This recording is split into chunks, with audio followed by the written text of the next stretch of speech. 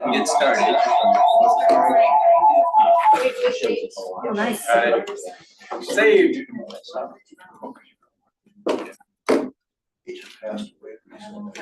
That was me. Oh, that was you. Oh my goodness. I'm sitting here going, I don't know what that was. My feedback. Right.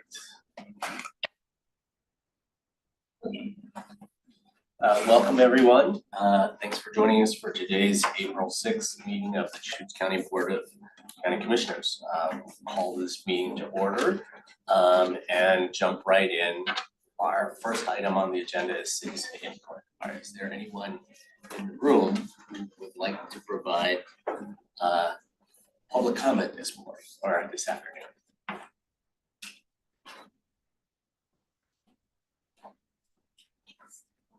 Bob, you're psyching us out. You're not coming for. No. Okay. Okay.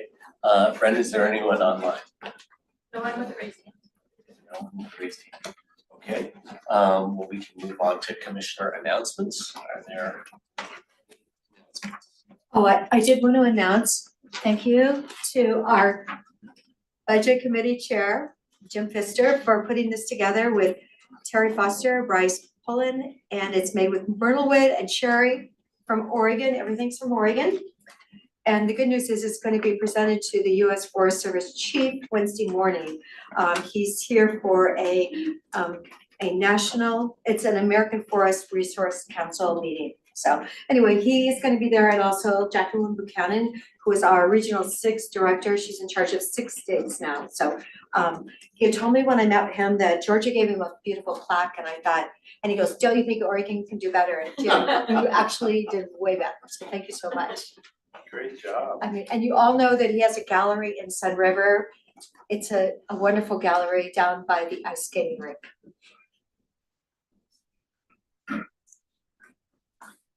So Announcements. magazine for rural, the other Oregon, I think it's kind of done by the newspaper people.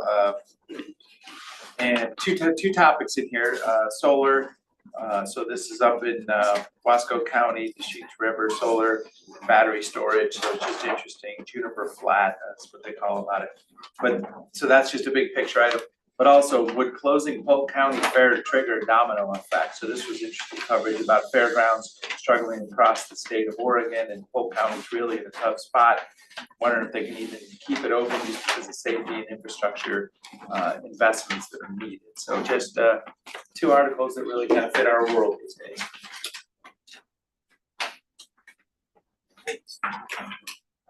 No further commissioner announcements. We can move on to our agenda items. Item number 1 today is a discussion of the Jericho Road Service Hub proposal. Anyone else would like to join us?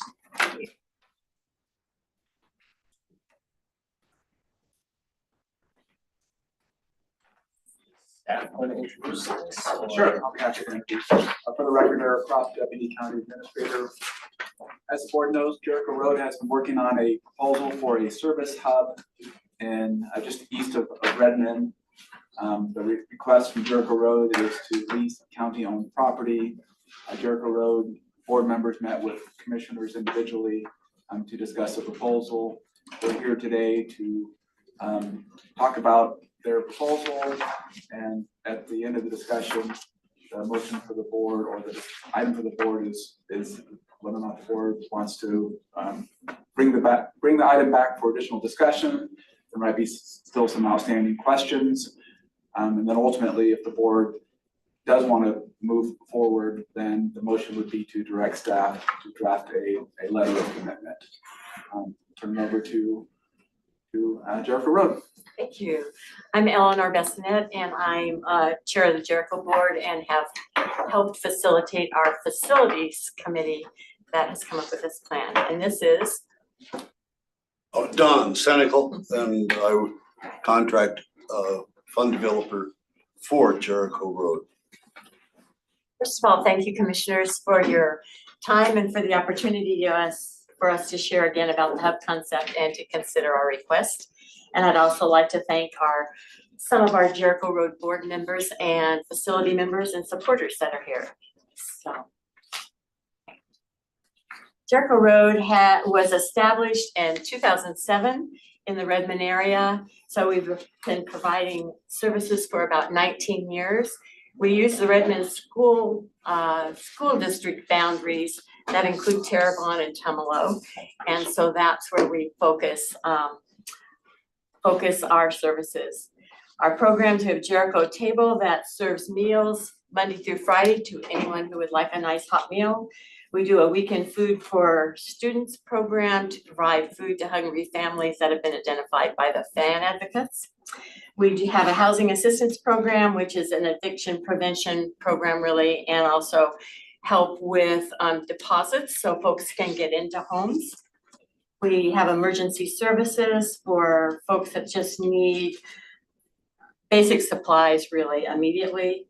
We do a homeless camp outreach every Friday morning and partner with many agencies with that. We have our rubber ducky shower trailer, and we have a propane tank exchange program. And all of those programs are to support our mission, which is to provide consistent, nurturing, and tangible support to the homeless and those in need in the Redmond area. And at this point, our board is excited and felt we were really ready to consolidate our services and also expand those services. And so we're requesting that Jericho Road we're requesting a letter of support for a land lease on 1.71 acres adjacent to Oasis Village, the managed camp, and Mountain View Housing Project that is east of Redmond. This letter would allow us to start a capital campaign and to extend and expand our fund development. Next slide is the map that I'm sure you're all familiar with. The land we're requesting is the dark green space there. It now has an entrance off the new 21st Street there in Redmond. Next slide would be the proposed facility. It's a low barrier service center with accessibility and walk-in services available. It would include a 2,500 square foot modular building with a small meeting rooms or flex spaces for offices. The facility would include kitchen, restrooms, and a reception area. The site would also have a 1,600 square foot heated storage area with space for our shower trailer and our program supplies. And this space would allow the shower trailer to be available year round. Now we're not able to winterize it. So during the winter, there's not showers available, but this would allow for that, as well as a storage area for all of our supplies. Outside would include parking and a pet kennel area, and there would be potential for expansion in the future. Why is a hub needed? We feel it would consolidate services in a central location. People would be served more effectively, consistently, and efficiently. It would be a single point of entry model. The location is close to the people in need, many of them. It lowers the barrier to access services. It strengthens the housing continuum of services, and Jericho Road programs would be housed in one place. With the exception of Jericho Table, we would still serve out of a facility that's in town. This would not be large enough to serve meals every night. People to be served, the houseless, the hungry, managed camp participants, mentally or physically challenged folks, those in need of recovery support, financial mentoring, and those in need of finding stable and safe housing. We will work with and coordinate with other service providers in Redmond, so we're not duplicating services, but supporting and enhancing services that we can offer.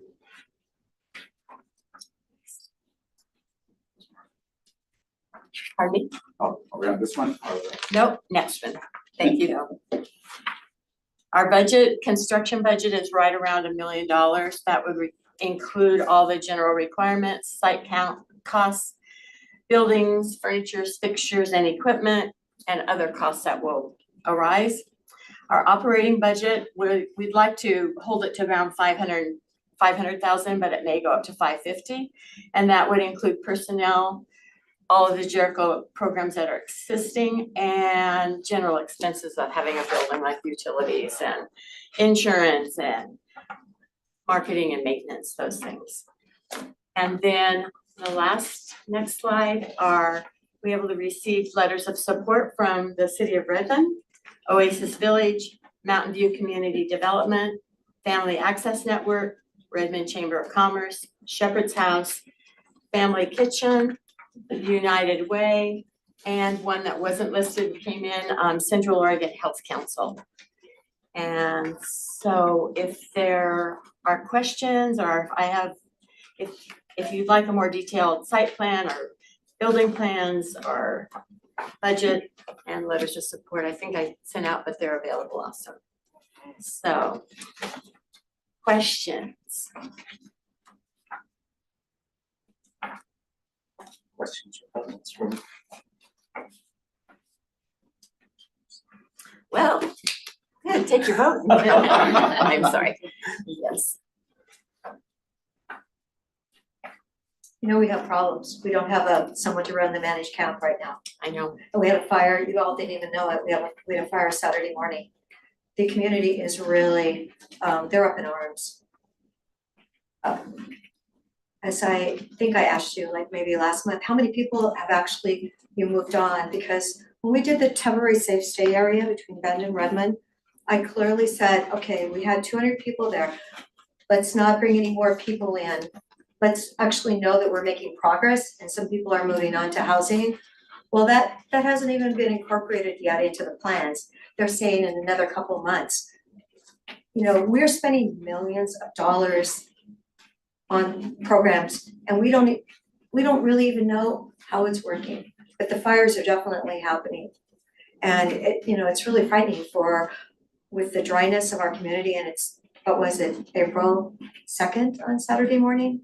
So I don't know, where are you gonna come up with $550,000 a year? That seems like a really big Well, our budget. existing budget is $383,000 now, Jericho Road, so we definitely have to increase that. But we have a pretty good budget already that we've been able to maintain. The whole focus will be to not just provide services, but to help folks get out of the dirt, to move on to stable housing, and secure housing. And so, do we have figures on that? I have figures from Oasis Village, but right now, we haven't done this. We've maintained. There are several that we know of that have moved on from the camps. Well, what's several? Is that 3, 5, 10? Yeah, I mean, what is, Yeah. Yeah, I think John. under the circumstances, it would be helpful to understand that what Jericho Road programs do is serve.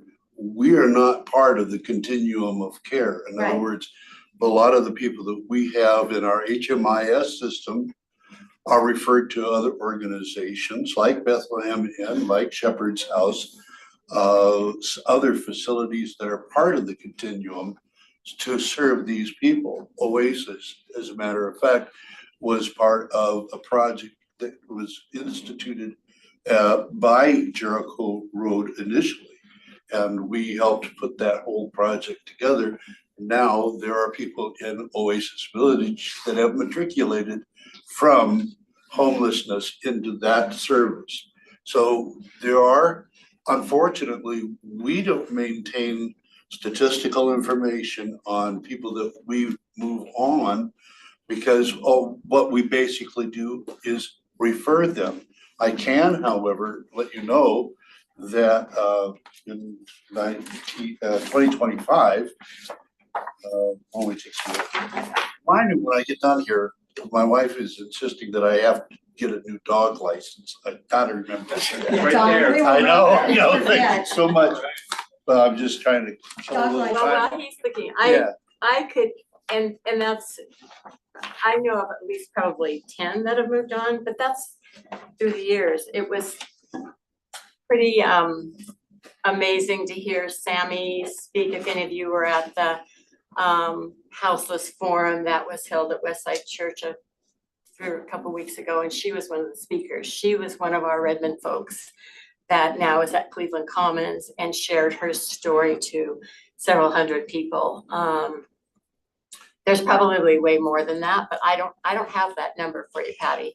As We- close to statistical information that we can provide is that our one program is the Housing Assistance Program. And in 2024, we approved 198 requests for assistance, which included 281 adults, 312 children. Those assisted included 21 seniors, 47 disabled, 5 veterans, and 26 domestic violence survivors at a cost of a little over $50,000. What that program did was absolutely prevent these people from becoming homeless. So that is as close to a continuum of care program that our organization is Can you just involved. give us numbers from 24? This I is from have- 24, but I've got, I have 25s, Yeah. but if you want those, I can have those. Yeah, no, keeping them in their house is really important, it's really, but I just heard the story about somebody who's been to 8 concerts, who lives out in one of the homeless camps, he's been to 8 concerts. People, and I'm going like, whoa, you're not paying your property taxes, you're not doing this, and people are giving in the tickets to go to the concerts. Yeah, but And some of those things, we don't have control over. no, I we mean, don't, good but choices, bad you say it's choices, gonna be a whatever. low barrier. Well, that just means anyone can come in and we can see what they need and what they want. We're not gonna do background checks or drug tests before we let them into the hub. The purpose is to have the hub available for those that need it. But do they get a background check then? After that, before we provide services, No, I just wondered because we have, I know, we have you just mentioned, what is it, 312 children that you helped a couple of years ago. I mean, we have children that need to be protected. oh, totally. So I'm a retired school administrator and that would be way high on my list.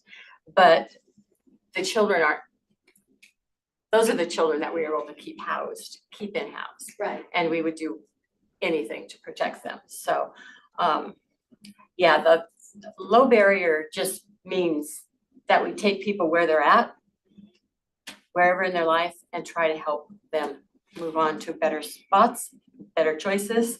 But we're not gonna have a hub that before they can even access those services, we put barriers up to keep them from accessing them. If I could just raise, one of the issues or concerns raised was fire and ignitions. And I know that Jericho Road was really central to this propane canister exchange program that is allowing people to cook with a contained, mechanical, stove Not a campfire. system rather than trying to gather firewood and, have a fire pit and cook or Yeah. stay warm in that way. you need to also remember that the propane is probably the only source of energy. It isn't like they can turn on a switch or run water and those kind of things, or turn on hot water taps. So that the propane is critical, not only to cooking, but for other services and purposes. The other thing about the propane tanks that we exchange, they're of a size that we were able to get rid of a lot of the small green canisters that create a lot of litter in the camps as well. So we think it's a true benefit for safety, fire safety and personal safety, having a contained and controlled source. And also it helps environmentally by reducing the trash. Yeah, there are many benefits, but the one I wanted to home in on is, the reduced likelihood that someone's gonna start a fire because they're trying to cook or to stay warm over an open fire pit. And do you have a sense of how many people might be using fire to cook or stay warm Well, instead of a, you know, a contained stove system I think we Bob, can, with. yeah, Bob propane. can probably give us an estimate on the number of customers that we have in the exchange program. Last time I looked at the list was last month, there were over 170 individuals, different individuals. This is not people coming back and repeating. But there were 170 plus individuals who were signed up for our canister program. And one of the primary reasons we started that was to protect the safety of the individuals who are not in the camps. We don't want to see fires out there any more than anybody else does. The second cause of fire out there are, unfortunately, with the sweeps that have been happening throughout Deschutes County, in my opinion, we've seen a significant influx. Reports are 50 or more individuals that have come to Redmond within the last 6 months where they were at other places. And there are tensions in the camps. And one of the primary methods of getting even out there is to burn your neighbor down.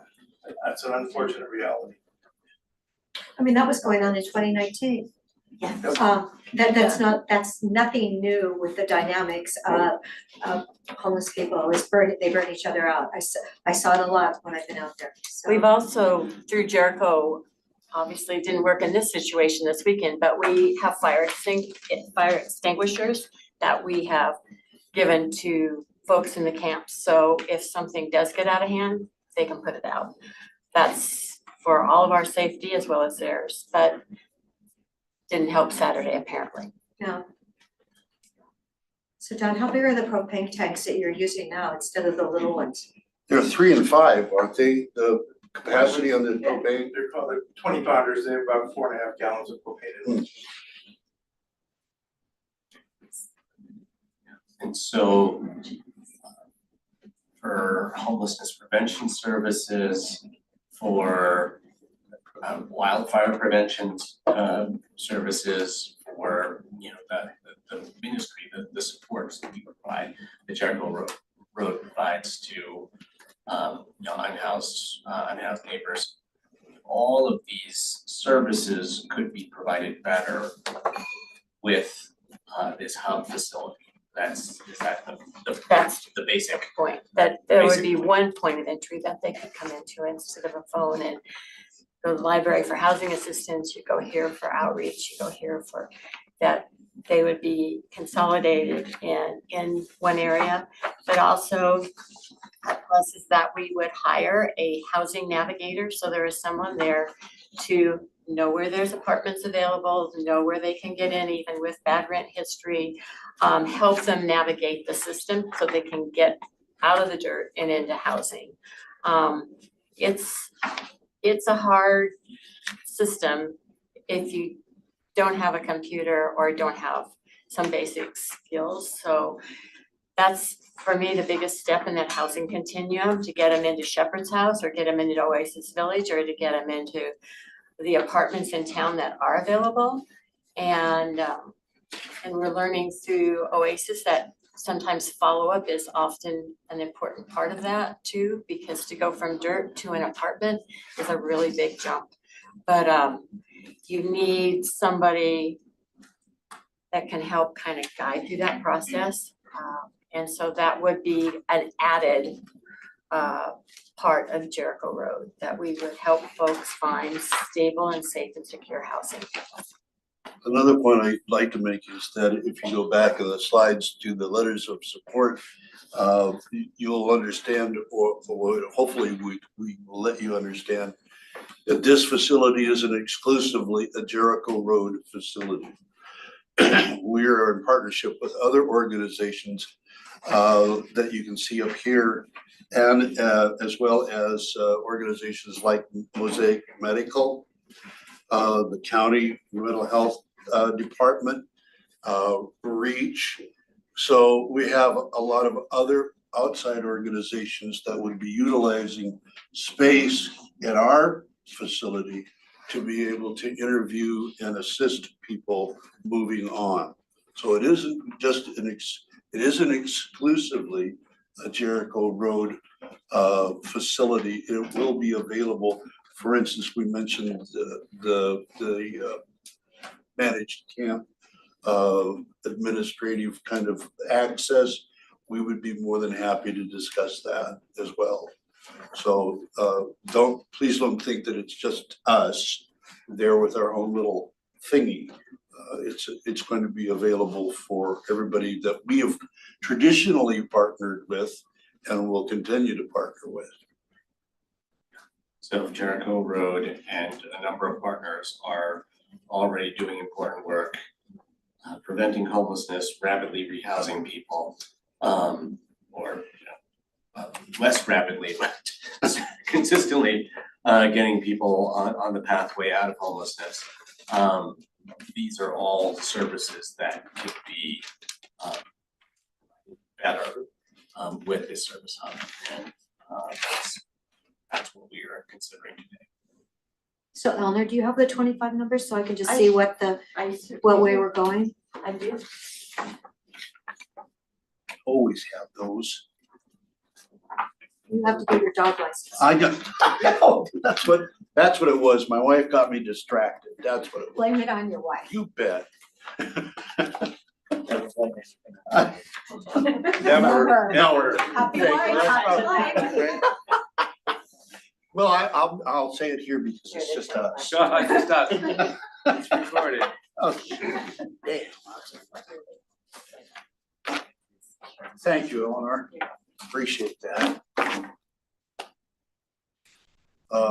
I was not able to mention all of the partners that we have at Outreach that will be possible for us to partner with. But there are people here from our organization that could, what you could mention 2 or 3, can't you? Or Share is also with us. anybody? Camp. Yeah. Camp. And of course, we have the rubber duckies out there as well. And our food and clothing, as I said, Mosaic Medical. So yeah, there's about 8 or 10 different nonprofit organizations. And as I mentioned, the county mental health services are there as well. So it's a pretty large conglomeration of services that we could focus that assistance with. Is there plumbing and electric running through the site currently, or is that over? No. We've talked with an engineer, and the biggest, the best place to come from is where it came across the road to Oasis and come that way. But would also be, I mean, we're already having conversations with Rick Russell and about the, where utilities are gonna come in for that big project. Is it shorter and cheaper, less expensive, I should say? Is it cheaper probably to come in from that direction? So we'd look, coordinate all of that. And hopefully that can just all work together. Makes sense to me. So Desert Rise, the city of Redmond, is wanting to do economic development on that property. We're trying to do a land swap for the Department of State, with the Department of State lands. We've been trying to do that for years, more than 10 years, been talked about for 20 years. Obviously, this long-term unsanctioned camping is just a real conundrum we've got ourselves in. We need to stay positive and support each other through these things. I feel the positive energy, we're gonna fix, we're gonna help, we're gonna support.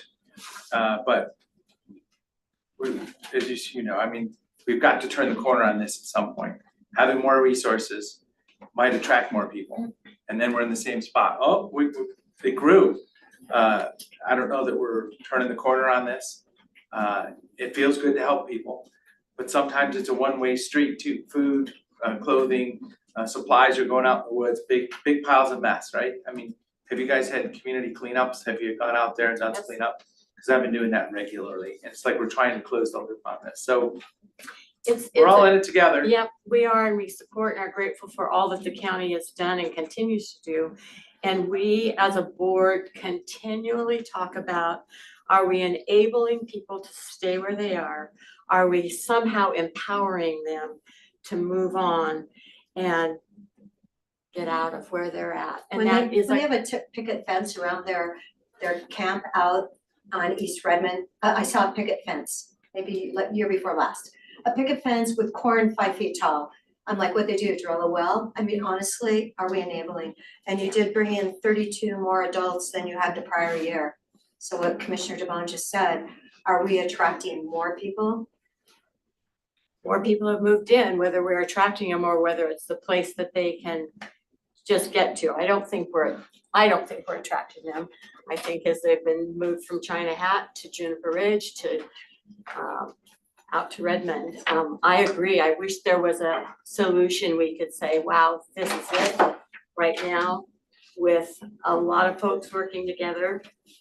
I see that we can make a difference. And I know that we're touching and changing lives now.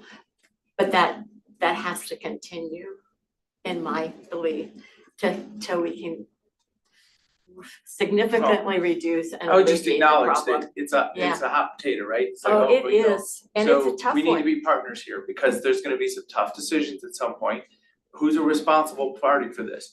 We represent the people's land, which is the east side of Redmond, outside the urban growth boundary. We're empowering you to be able to serve people that need help and want help. But we're also maybe exacerbating the problem by settling people in. Core 3 is gonna build and put a fence and stuff. Somebody's gonna say, oh, they're sweeping them out of there. We've got to do something if we're trying to move forward on some other land uses too. So I'm just pointing out, we've got to be supporting each other. If the moment that people turn on the decision makers that need to make tough decisions is the challenge that I see. So Eleanor, what's the? And we don't have any money either. Right. No, really, so Did you think know? about it. We Deschutes County, we Yeah. don't have a housing department, we don't have a homeless research investment funds, we don't have a tax base for this. We do have a health department, we do outreach, and we do help and offer people help. We don't have a bank account or an income stream for any of this work. We had one-time dollars that came in from the federal government, we've been scratching out other money, we don't have the next dollar for this. What And that's- I'd like I to would- bring your attention to is the letter itself with the request. There's no request for funding in this project. But something that's built, It's on whatever our the property. partnership looks like, it's gonna be on property, liability is gonna come our way if it doesn't go well. All of a sudden, it's like, well, we're 80% there, woe is me, we don't have enough money to do this. And then the pressure's gonna show up right here again, we need just a little bit more money. We don't have any more money. So we've been going around on this for years, so that's why I can speak like this. So It took me a long time to get to this point too. Now, what about Commissioner Dare, Oasis you had a- numbers though? What have they done, Oasis Village? We helped with that. You did. And it's so what are the numbers? How many people actually numbers? moved on? Yeah. Should have got it in an email. I think it's 22 now that have moved on to permanent housing. That they are independent and it's, in the big picture of everything, that might not seem like a lot, but that's 22 people that are out of the dirt and are living in safe, secure housing. And I think that was the last I have done. I don't pull up my phone and get it. Josie was gonna try to be here and didn't make it, but I can send you that as soon as I get home. She just did a dashboard of the numbers. To me, it's pretty amazing. A high number of the people that are there now, I mean, we've built out to, the 25 cabins. A high number of those folks are now employed because having stable shelter has allowed them to be clean and we've helped them look for jobs. And we were just out there painting on Friday and one of the ladies goes, I want to tell you, I got a job. She's so excited and just the difference in her whole countenance. It's just, I was so happy for her. And that's the first step. She's been houseless forever. She has a job. And the next step now is to find her housing. And she has some income coming in that'll support. So if it's all right, I'll just email you but I think the last number I saw was 22. And more on the way. And this is in March, 8 people found housing and were placed and helped move to housing. We work with Furnish Hope, they help with furniture, we help move them there. And Oasis is doing some follow-up with them just to help support them for another month or two once they get in. No, we love Furnish Home. They They're fabulous. do an amazing job, and they're actually to be the beneficiary of a project called the 710 Project, Oh, that's great. which, you know, Furnish Yeah. Hope, Neighbor Impact, and the Giving Plate. So, and I believe they're gonna add some other social service programs to that funding Yeah, they're just when they great start making partners, it so happen. it's always an issue. Yes. It always is for all of us, so. I mean, I just wanna say that, when we look at our point in time count numbers for our community, we've, you know, in the Bend and Redmond area, we've been able to sort of level off in the last couple of years. You know, not have as dramatic increases as we were having in the years before. And a big reason for that is the work of service provider organizations like Jericho Road and a whole suite of other groups. And those numbers leveling off, some people might look at and say, you know, that's not progress. But what you know, what the aggregate number hides is that hundreds of people exit homelessness every year. The problem is that hundreds more join or are added to those numbers. So holding level is actually a success when you consider the hundreds of people who have exited homelessness that year. And I know that Jericho Road is a central part of making that happen. So I would just like to express support for this this proposal for this land lease. So that this excellent service provider organization in our community can do an even better job. Thank you. Last time we spoke, I'm supportive also, but as I say, there's a moment out there and it's gonna feel like conflict. It's gonna feel like direct conflict because we've got a code enforcement case on ourselves. We've opened up a ticket for ourselves that says we're not allowed to have people camp in resource land outside of the city. We're breaking the law by allowing people to camp where they are. Let's not disregard that. So there's gonna be tough decisions at some point. And as I say, we're all partners here, but it gets real tricky when decisions need to be made. So I'm supportive and, you know, I've seen this map and it's gonna integrate wonderfully in there. But the, you know, the larger county land, that's resource land, that's not allowed for camping, which we've been doing for years, we've gotta do something about it.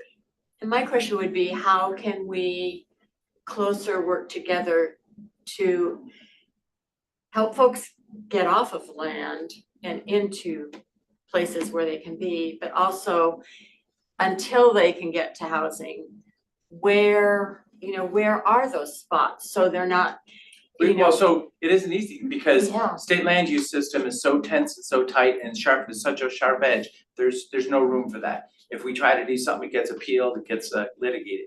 I had an idea about a long-term visitor area. I went and camped out there, remember, for I a do couple of remember, weeks. I do. And I had a feel and a vision, but we can't seem to get there as a community or society. Long-term visitor area, sign up, ask for permission to be here for 6 months at a time, live by some cultural norms, don't disassemble the cars for a living, don't leave a mess, and you can live here. I mean, minimal cost, but that would still separate a set of people that are not gonna be happy because they're doing it on their own terms, in their own way, and they're getting free resources just by sitting right there and waiting for something to come to them. We haven't got there yet, we haven't got there yet. You have to think though, it's not just housing, it's mental health Yeah. and it's substance use disorder. And until we really go, and then there's those people that never wanna pay and love paying nothing. We had to clear up, the government did 650 tons off of China Head, 650 ton. A ton is 2,000 pounds. If you don't remember your math. Anyway, huge, no, it's Yeah. awful. It's, You see it and you see it out there. And then we're hearing from Redmond that that area that they've decided they want to clean it up too. It has a lot of crime there. We've already had a murder out there this year, haven't we? Yes. Shooting. So, yeah, it is a big and hard issue. I'm hearing all of you and agreeing, and we're trying to find solutions the best we can. and looking at best practices in other towns or cities and across the country. And it, you know, this is our problem because we're here dealing with it, but across the board, it's It's not unique. We're not unique in Yeah. this situation. But, and we'll continue to look and try to solve some of those issues. But we're sitting in a tinderbox this summer, right Oh, now. We're in a for sure. tinderbox. I don't think it's quite that bad over in Marion County, but we are definitely sitting here and people are incredibly aware of it. That, 4.5 gallons of propane, how big of a mess can that make? I mean, maybe it's better than Oh, having those little Much- much- cans. Much smaller mess than having people tearing Having limbs off campfire. junipers and having open fires. But When they blow up. It sounds like we Anything have else? support for moving forward from at least the majority of the board. Do we need a motion? If staff is bringing back the letter for formal approval, then a motion is not necessary. You can just provide that direction to staff, but if staff is looking to not have to bring it back, then a motion would be appropriate. I would prefer to bring it back for more consideration and review. If we are comfortable with moving forward with a letter. Thank you for drafting that up. And we'll So can I move ask forward. a question? So just a process question. So we have the support, it sounds like, for a letter. Then a letter will be written and it'll come back for your formal approval? Is that what, Yeah, Is that what formal I'm hearing? approval and signature. okay, Oh, we're talking about a lease agreement for land for some period of time or something, right? I mean, that's the Right. deal here. Yeah, it's not a lease yet. It'll be Yes. a commitment based on Working some. towards that you'll kind of keep that land for us till we Yeah, raise based enough on- money to do it all. Some of it. So you're gonna raise the money first and then we're gonna do the I'd lease? like you to sign the letter Yeah. and then when the Just money sell it is the there, other you way. can do the lease. That's up to you, you can do it either way. We obviously aren't Yeah, gonna we're build working something till towards we Better can fundraising. pace Yeah. it, yeah. And then we can work with you on the draft to make sure it meets your needs. Okay. I mean, it's all pending board approval and support, but Great. we're happy to work with you to make sure it meets your needs. Okay, like, it's so the Eric- draft that gets presented, Be my contact, all right. Christine and I will work. So remember that Core 3 public safety training facility, that's what justified putting the road in. And that water sewer in partnership with that managed camp, very expensive infrastructures, a lot of money's been spent to get water and sewer under that road and get that stub road out, because that's gonna be 21st Street, which will go all the way to Antler at some point, not in the near future, but it's built to that standard. So please understand, when we say we don't have money, but we're still trying to do projects around there, a lot of money is flowing. But it is tricky to move any of this forward. Good luck with your fundraising. Oh, well, thank you very much. Thank We you. appreciate that very much. Again, Yes, thank you for Just- your, I'd like to say that, on my behalf of this, it's an investment in the future, what you're planning on doing with the space out there already, and what you're planning on doing with the training facility, the stuff that's going out there. That's a true investment for the safety of the entire, region, really, isn't it? So we're very pleased to be even a small part of that. It looks like there'll be a front gate and a perimeter fence being installed Great. next summer, about a year from now. Okay. Well, thank you for your time. Appreciate it very much. Thank you for the important work you do in our community. I would love to have the numbers from Oasis. I'll send it to you. Thanks. Item number 2 on our agenda, we're a little behind schedule. Discussion on transient lodging tax history, legislative update, and tourism promotion allocations. We'll get my dog license. Oh, yeah, very important. Thank you for Don't forget that dog license stuff.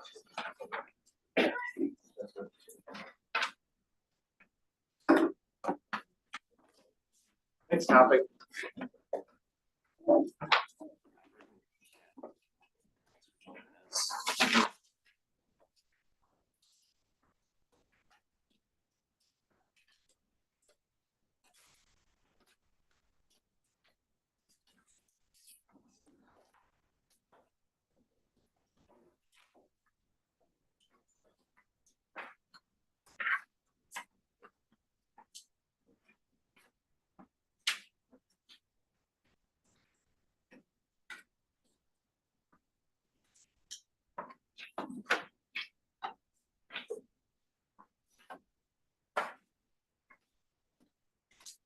Okay, thank you for your patience.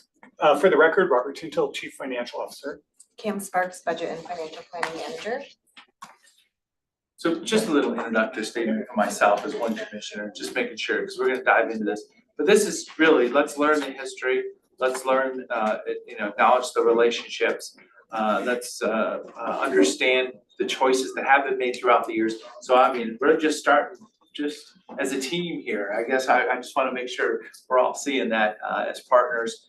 The revenue is just amazing watching it go up since COVID and then stay there, right? I mean, we went from, I think it was $8 million to $12 million. But the great investments and partnerships we have here, we should be celebrating, and we're gonna learn the history of it.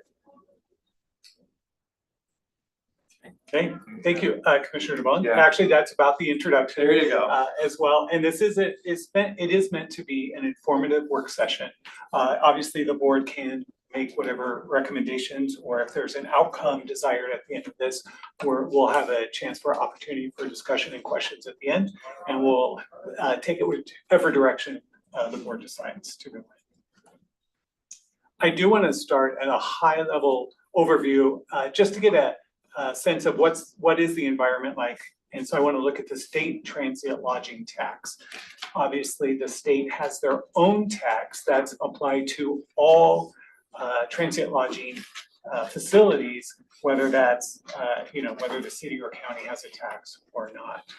So just at a high level here, just so you know, the state first instituted their tax at 1% back in 2004, raised it to 1.8% in 2016, lowered it to 1.5% in 2020. That was during the pandemic. And then recently, and we'll have a brief comment about that, raised it to 2.75% during this short legislative session. That was a result of House Bill 4134. It increased the state's lodging tax with the additional revenue designated for wildlife conservation, habitat protection, and anti-poaching programs. So just a little bit of history there.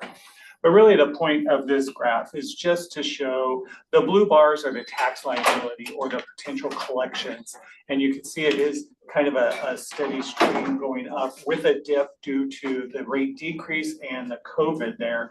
But as far as taxable sales, which is lodging sales, and again, this is at the state level, it is on a trajectory that would have just continued to increase if it was not for the COVID and the differences there. So the rate decrease in fiscal year 21 led to lower tax liability compared to the prior year, despite a slight increase in the year-over-year taxable sales. So that just kind of shows you the trend lines for the state. So the state legislature is one that makes these choices, That is correct? correct. And then basically it's just locked in unless they change it. Is that how it is? Yes, or unless they have a sunset clause or something. Yeah, I guess that's my thought. Are there any sunset clauses in the horizon out there, or? I am not for sure on this 2.75. I'm not sure if there was a sunset or not. Do you know if that was kind of permanent? The 1.25% that they just passed, there was no time frame attached to that. So we just- I think that is permanent. Yeah, so 2.75 into the future unless it changes. That's right. And there were a lot of comments regarding that at that level. Just a reminder, there's 10 regions throughout the state where they divide up transient lodging tax regions, and we're in number 7, which is central region. So a couple of slides I'll refer to the central region, and that it's more than just Deschutes County, but it's the central region. So this slide just shows you some taxable sales by fiscal year from 2004 to 2025. You can see for all these regions, there's similar progressions in the taxable sales. Again, these are sales revenue numbers, not collections there, but on the taxable sales. And again, we're in the central region, which is that first set of bar graphs. And again, we'll dive into this a little more for Deschutes County, but you can see for the region, we continued the upward cycle through 2025. Portland Metro region, obviously they saw a decline after the pandemic during that, and we continue to stabilize now.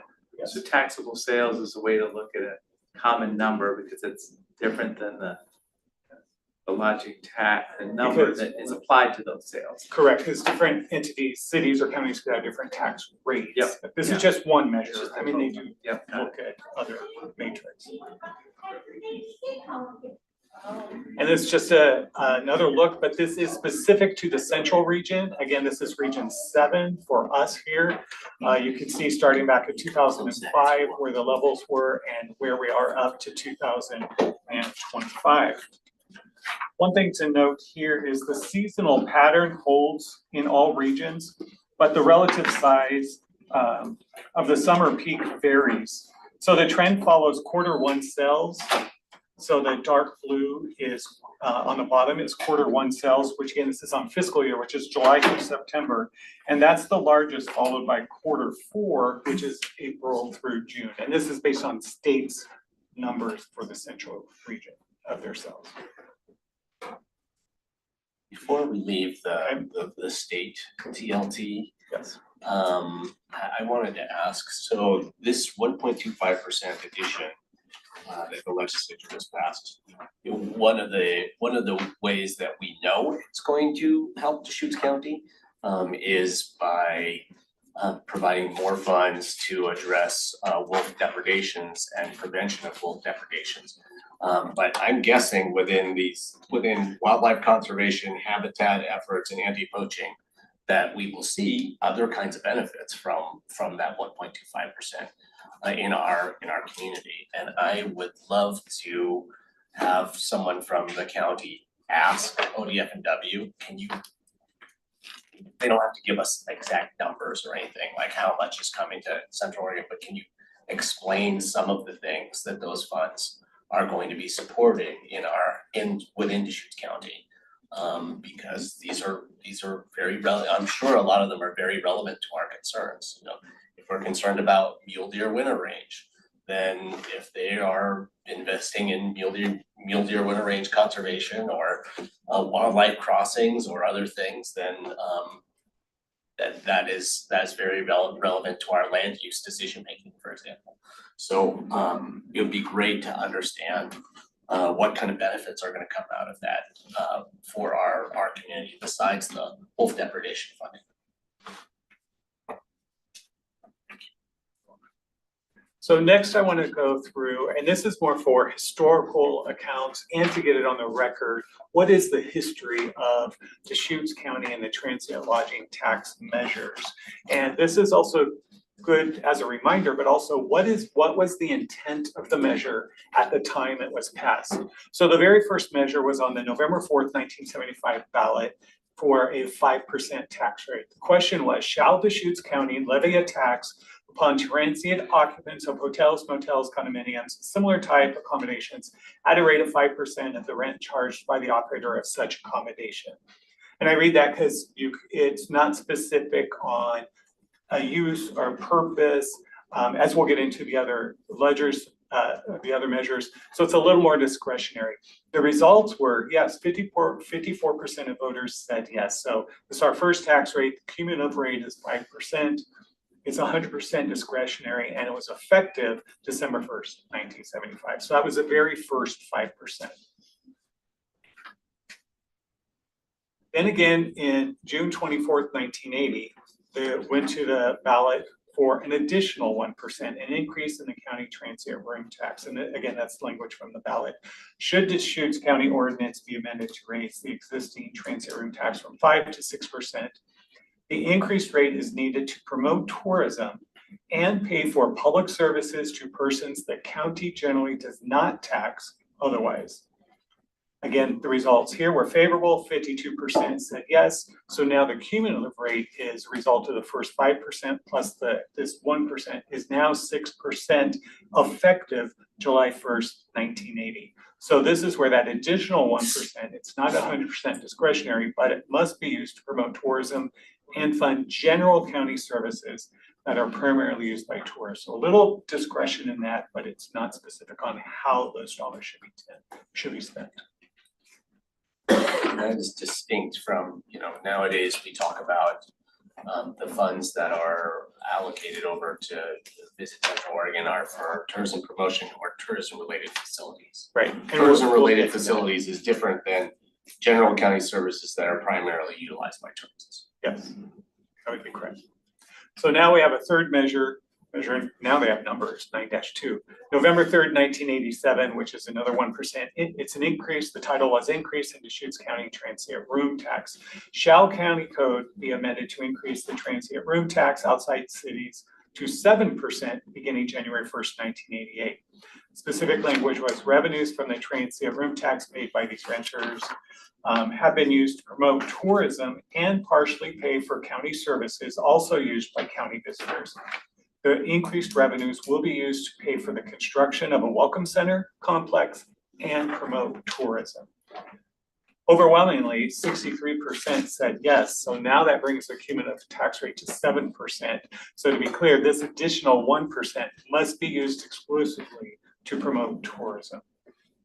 Yes. So were the first two rates countywide and this was not No, this was countywide. outside? Tax- Well, tax our, outside cities? all of ours were not effective with inside city limits. Okay, It's so in the this is outside the first city time it was limits. mentioned, but they're the same, Correct, same foundation. correct. Yep. Because the Good city has its clarification. own, yeah, city right. has its own jurisdiction in that world. Correct. Although the county could, by another ballot measure, have a tax applicable even inside the cities.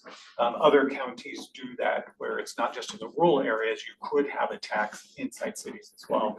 Because right now the cities, if you stay at a lodging place in the city, you could pay a city tax and a state tax.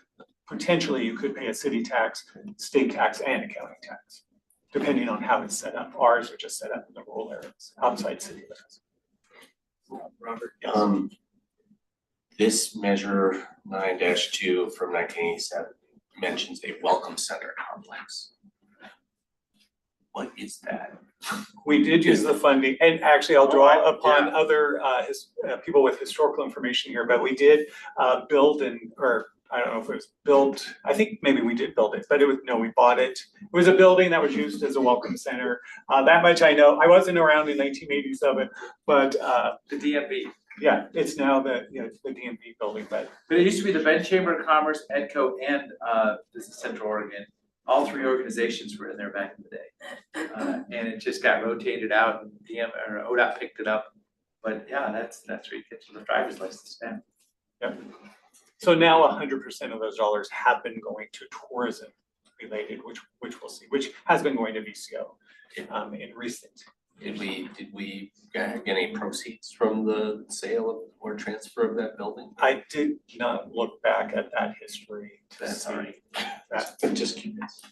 That would be good to look into, because I think that, I don't know when that happened, because Right. just one day, I think I was at an EDCO board meeting and somebody explained the history to me. I'm like, oh, interesting, because everybody was looking for a home back in the day. And that was the entrance to Bend. It's right next to the bushes that say Bend. Now we don't use it as much because of the bypass. Whitney was nodding her head, so I think we did. My understanding is yes, but we'll clarify and bring that back to the board. It's okay. It might have been a partnership with the city of Bend, though.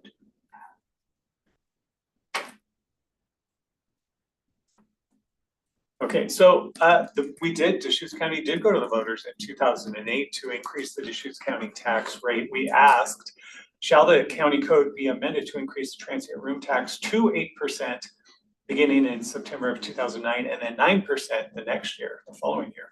Overwhelmingly, again, 55% said no. So there was no, I just put this in here for historical knowledge. Obviously, it does not affect any of our rates and how we've been doling out the funds, but good to know otherwise. Then we get to 2013. Now notice, this is the first time we've had a vote, and I'll cover it in just a moment. There was a legislative change in 2003 that, as we know, that 70-30 split, and I'll talk about that in just a moment. But in measure 9-96 in November 5th, 2013, an additional 1% increase in Deschutes County tax rate by 1%. Shall county code be amended to increase transient room tax outside of cities to 8% beginning July 1st, 2014. So again, this is very specific. 70% of the revenue from this tax increase would be used to promote tourism through the Deschutes County Fair and Expo. 30% is available to fund other county services. such as public safety, health and human services, and county infrastructure. Again, 61%, which is overwhelming, supported the bill. So now that brings the cumulative rate to 8%, effective July 1st, 2014. So the additional 1% must be allocated 70% to promote tourism according to voter intent.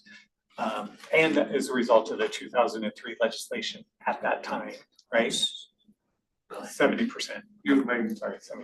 So since it was in the measure, we kind of, the voters said that this is the 70-30 split. But it was probably put in the measure just to acknowledge by state law, this is how the money's gonna be spent. So That's probably correct. yeah, so it's a commitment by the voters of Deschutes County to follow state law. And now the state law has changed, but we'll still hold on to that because it was in the measure. You think? That would be a board decision. And with input from legal on, Yeah, that's fine. you know, But it's interesting. what's allowable and we'll talk about the new bill a little bit as well. And the 70, I was just gonna ask, so the measure that failed in 2008 passed after, or it was attempted after 2003, As so well. that was done under 70-30 split as well, they just didn't specify that. Correct, nothing was specified in that. Yep. Well, and then that part made just a little bit more. I mean, that was an effort by the industry and acknowledged operators to support the fairgrounds with recurring revenue. And that was a partnership led by Sun River, but also the other lodging partners that were at the table. I don't know if I was on the Business Central board at that time, but I was around that time and I had relationships with the operators. And it was a thumbs up by the industry for the fairgrounds. Yeah, and it did pass by good, Yeah. with good support, as mentioned. So this slide is just a high-level summary, and this language is similar to on our monthly financial statements we put on the room tax fund comments.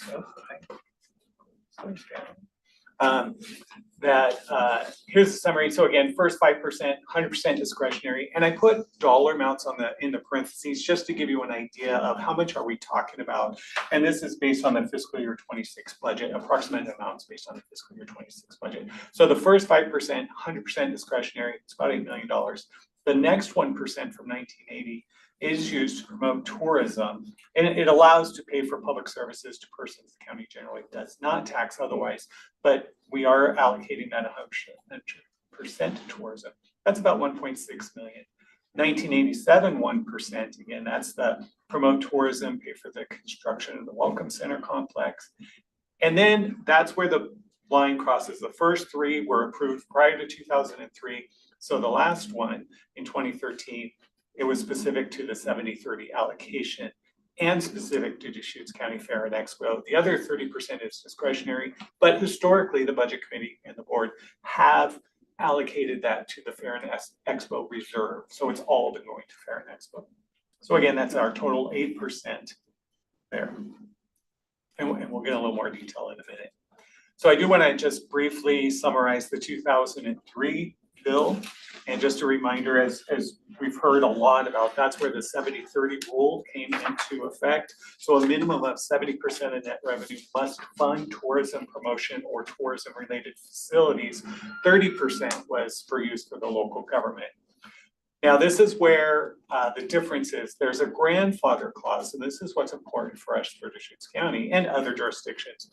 Local taxes in place before July 1st, 2003 were exempt from the 70-30 requirement, but you could not reduce your pre-existing percentage on tourism spending. So we'd have to look at how are we spending our funds and allocating our funds prior to 2003 or at 2003. And that's how we had to continue to distribute our funds. And that'll make more sense on this slide. So if you go to the far right, column there where it says pre-2003. And actually, the board, you've seen this graphic before from a presentation from Greg Munn back in 2021 when he was giving an overview. So this is just a summary of back into that pre-2003, how were we allocating funds? It was the top part tourism, 31%, and the bottom part, 69% for county operations, general county operations, the discretionary funding. So that means from 2003 on, we needed to maintain that 31% 31%, 69% split. So now the first two columns on this graph, we typically have seen this sometimes too. The first 6%, how we allocate that is 20% to Visit Central Oregon, 80% general county operations discretionary, and then that next 1%, 100% to VCO. This doesn't include the final 1%, that goes 100% to the fair and expo. So if you like calculations, why are we 20/80 of the first 6 and 100%? That's what that box is on the bottom. How do we get to 31% historical spending? Well, if you take your 6% tax times 20% allocated to VCO, that equals 1.2%.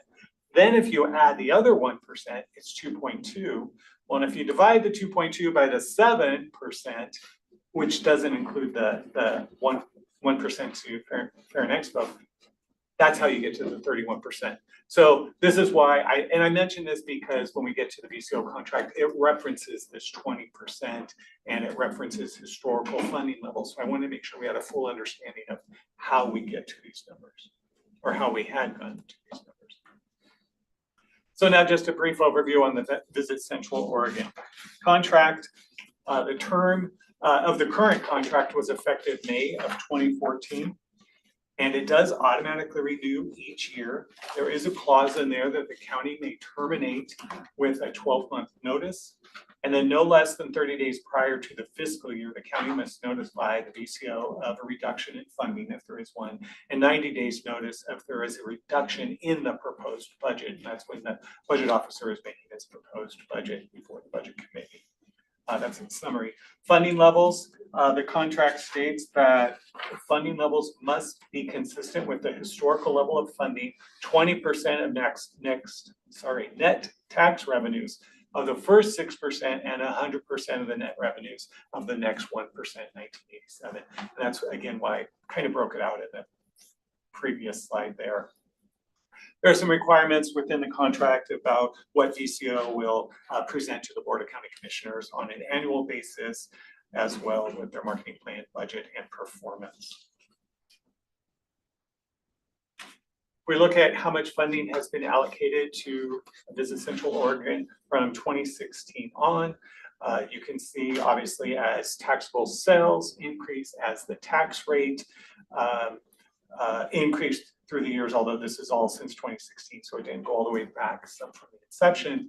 But the amounts have increased from a little over 1.5 million from 2016 up to where around the 3.5 million now as of 2025, and going into 2026 is estimated at 3.44 million is what we're estimating at this point. So there has been an increase in just the nature of the room rates going up, even though the percentage has been consistent within that, and the vacancy, occupancy. So what also helped spur this conversation, I think, is recent changes within the Oregon legislature in 2026 short session as a result of House Bill 4148. So the results of this House bill is it is effective January 1st, 2027. So it's not effective yet, but it is at the beginning of the year. It did, the final result after many comments from a lot of people, a 50-50 split. So 50% would be used for tourism related facilities, and 50% could be used for general, and I'll say county operations in the county, but general government purposes. So the percentage changes, and there's a few other clauses. So the percentage changes may also be used by local governments who had local transient lodging taxes in place on or before July 1st, 2003. And it allows a decrease in percentage regardless of when the percentage went into effect. So this is kind of your question that you asked earlier, do we need to maintain those? The bill does allow for the county to now have a 50-50 split for anything you had to reserve, anything that was in effect prior or before. The question is, obviously our bills when they passed did have specific language on the intent, and are we maintaining those percentages based on the voter intent that they approved at the time. But the bill does allow for it, so.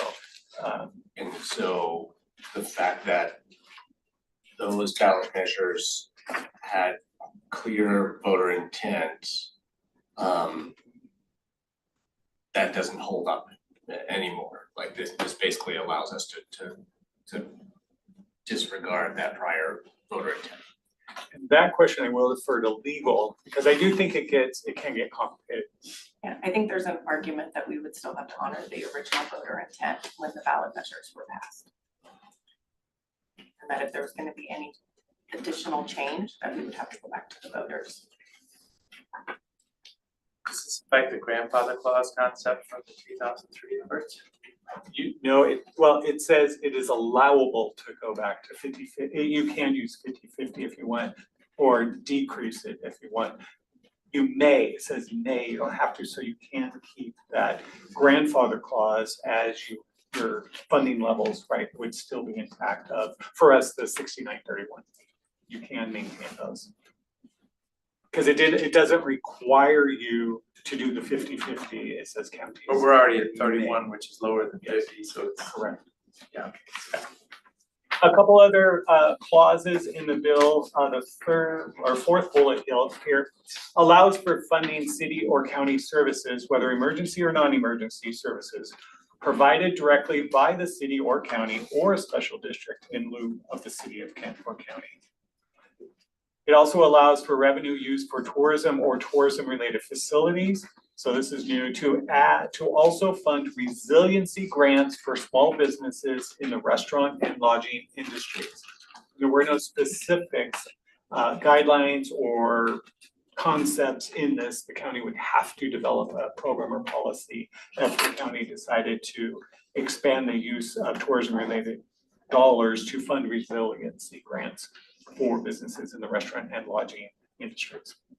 And finally, it does require a reporting to the LRO no later than September 1st on odd numbers years. And that would be information that we would have to, the county would have to report on how we spend our dollars, and also with, for example, VCO, how they spent their dollars, and we'd have to report all that up to the state. I just wanted to include in here, I won't read through these, but there are specific definitions for tourism promotion and tourism related facility and tourism promotion agency that we have to make sure we follow when we go through this. Can we pave a road with those dollars? We cannot. That has been the case. That was always the big question. Yeah. I mean, again, I should defer that one to legal, but I think that one's been clear that it's that one. So it's a facility, it's a building, it's a something with a door maybe, but not a road. Yeah, not a road. Got it. Yeah. So now, after all that overview of the state and where we've been at, now I want to drill down a little more closer to home first. It's for our Deschutes County, what are our rates at? And then what are some of our comparable recreation counties and cities around us? What are the rates that we have as well? Deschutes County is at 8% rate right now. And again, it's outside city limits. The average for these organizations that are just in this small sample here is 9.1%. You will notice that Clatsop County is the highest TLT rate at this point. They just had a rate increase of 2% effective January 1st, 2026 from 10.5 to 12.5. So they did recently increase theirs by 2%.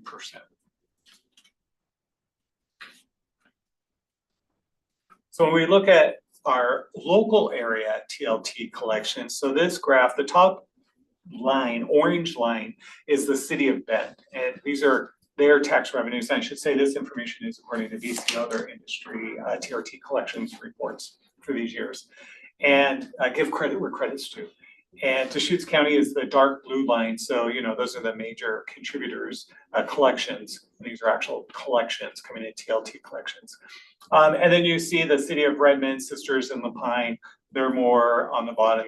They're, you know, still going up a little bit, but they're not as much in their collections compared to the city of Bend and Deschutes County. Specifically looking at Deschutes County TLT, and I'll leave this up for a minute. This is it's a busy graph, but it contains great information for you here. The dark blue bars represent the business sector, and the red portion on the top of each one of those represents the private sector. And so the total there is the amount of revenue collected each year beginning in fiscal year 10. So the business makes up a majority of the revenue, while the private had the most volatility between 2018 and 2023. And that's where you can see the red line is the change in the private, Airbnb, people renting out their homes, things like that. And so that was a lot more volatility during that time. It actually went down. Where the lines across the top, are the percent change for each of those areas. So the green line going across is the total percent change between private and business. And that follows really the business sector, which is the yellow line, because that's where most of the revenue comes from as well. Who thought of that? This graph, it's quite fun to follow lines and then you can't even see the yellow line. It just disappears. I will say, yes, this is a added on to current graph that we presented before here. I'm not sure whether it was Wayne Lowry or Greg Munn, but it is a graph that provides some good information all on one slide. Very busy. So you're saying Very that Airbnb's really, their business has gone down? Even though during COVID, I thought a lot of people stayed here. Well, you can see it went down, went up, and then it kind of leveled out. But the red is so teeny though, Oh, yeah. like 22.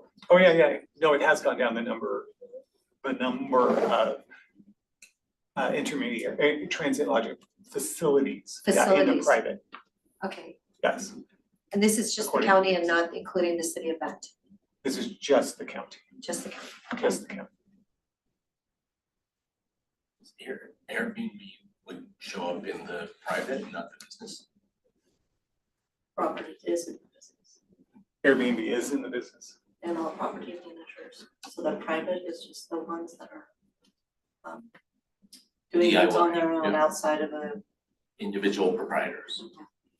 Thank you. So for the record, so in case it didn't get picked up, Airbnb is in the business. That's why we have the experts behind us. Oh, that's very nice to know, because I was like going, Yeah, this does not look Yeah. real to me. yeah, Okay, thank you, expert. that's good clarification. It's always good to be able to phone a friend. That's right. So now we get to the expense part. These are the county TLT allocations. So we just briefly talked about how the revenue coming in. Well, how has the county spent these allocations?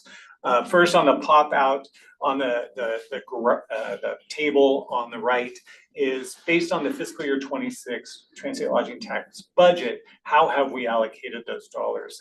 And consistent with most years, recent years, the number one allocation we have is to the sheriff's office, and this is for the rural, it goes to their rural district 2 funding for those services, and then Visit Central Oregon. Those are both about 3.5, 3.6 million, the top two.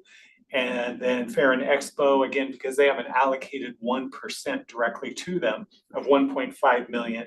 And then, the board recently approved a year or so ago, the 1.5 million for debt service. That's about the annual cost for the debt service that we have in here as well. So that's where the major budget items are every year. And then just a reminder, because you'll see in the graphs how through fiscal year 22, it just went up. These are expenditures pretty stair step a little bit, but there was a big expenditure increase in 23, 24, and 25. But if I flip back to the revenue slide just for a minute, you'll look here in fiscal year 21, 22, that's when the county started getting additional revenues in.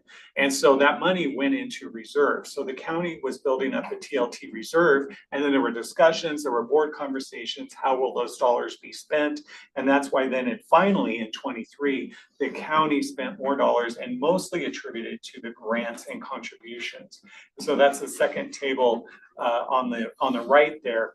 So it details out the grants that were given to Sunriver Service District beginning in fiscal year 23, $4 million for their public safety building. And fiscal year 24, $2 million, another $2 million in fiscal year 25. It was staggered over 3 years. So $8 million went to the Sunriver Service District. Mount Bachelor was giving $1 million grant in fiscal year 2024. And Discovery Northwest in fiscal year 23 received $600,000. So that's where you can see that it is kind of hard to tell some of these colors on here, but the grants in the recent years the top of the bars were increased in those last 3 years as the fund allocated out all of the reserves that it had at the time. And just a reminder, in 2024, we did start allocating to the capital reserve fund, primarily because the general fund could no longer make that contribution. So this was my last slide. That's just a reminder, and I think a lot of this was review, and hopefully good review for the Board of County Commissioners on what was the voter intent, when did we pass all these allocations, how has the money been spent, what revenue has come in, and how do we compare to other jurisdictions. And with that, I will open it up for additional questions and any discussion the board would like to have, and if we can come back with additional information for another presentation or direction, we welcome that conversation. So is the debt service going to remain constant at 1.5 million? It's pretty constant. It'll fluctuate slightly up and down, but it's about 1.5 million during the duration. Okay, service could be, you need to fix that. Spell wrong. Anyway, Thank you. okay, just wondered about that, and are we looking at, we're gonna, again, this year, keep our county reserve allocation a little over $1 million? We know that, we can do that again? The reserve in the The transient lodging. General county reserve, yes, The policy is that when we look at the revenue and then we look at the budgeted expenditure, the actual expenditures, any difference that's left over, any net revenue, that's always allocated out to the capital projects fund. So we are maintaining, we believe the number will be higher than budgeted when we get to that, but we have a few months left. We'll see how the actual revenue comes in.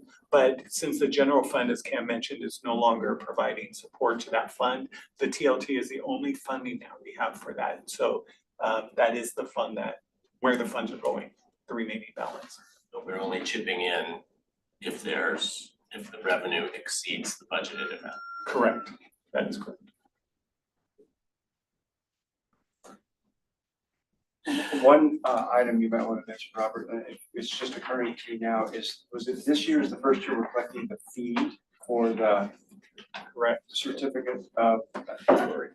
The certificate of authority. Yep. And that's helping to offset the administration costs for the program. And do we have a sense about what either the amount that we're collecting or what percentage of the administrative costs we're covering with that fee? So for this fiscal year, we're projecting about 300,000 in collections, which is lower than our overall administrative costs of About 450, 500,000. 500,000, but then in subsequent years, we're projecting to receive revenue more along the lines of 500,000, which, will mostly offset the administrative costs. So it was 300,000 this year? 300,000 this year. Because the code change was effective September 1st, and a lot of people renewed the first quarter, July through before the September 1st took it into effect.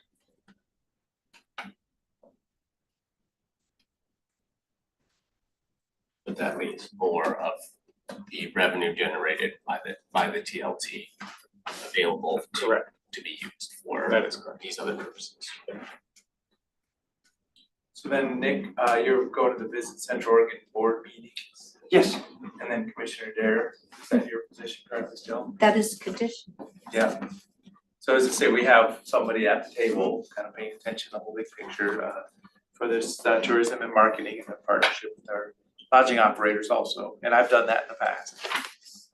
This is great, kind of survey of the history, because a lot of us have some or most of the picture, but now that's it. Today's big picture, right?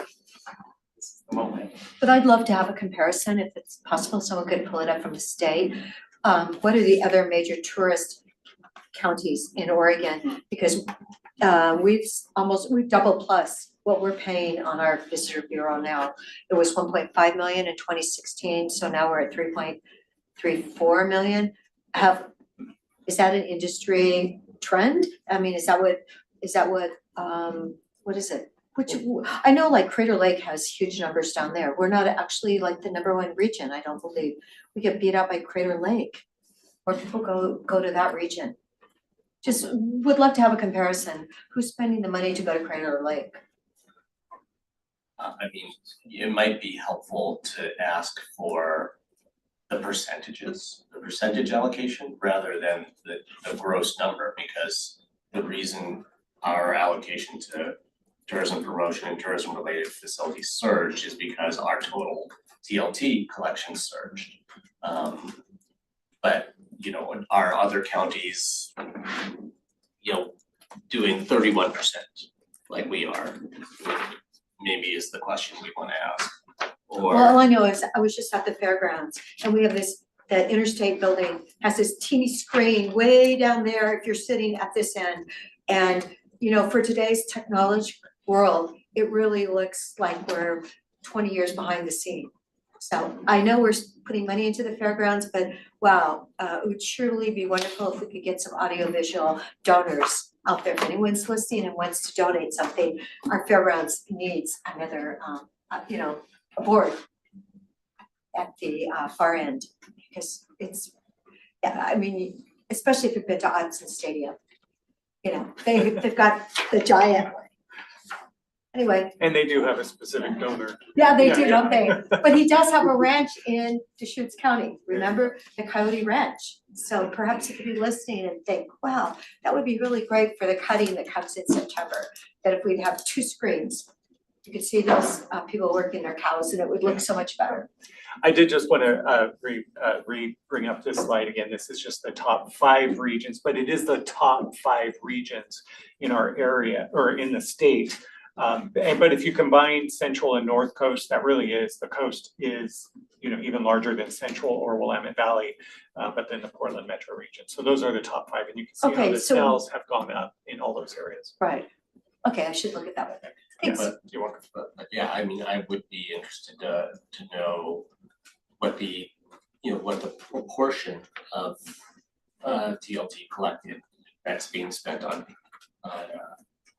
tourism promotion, tourism related facilities is. The split or the dollar amount or both? But again, I'm less interested in the dollar amount. It sounded like Commissioner Adair was interested in the dollar amount. I'm interested more in the amount, the proportions, the split. But I mean, both are useful. I mean, you know, you gotta know what it costs to run a visitor bureau.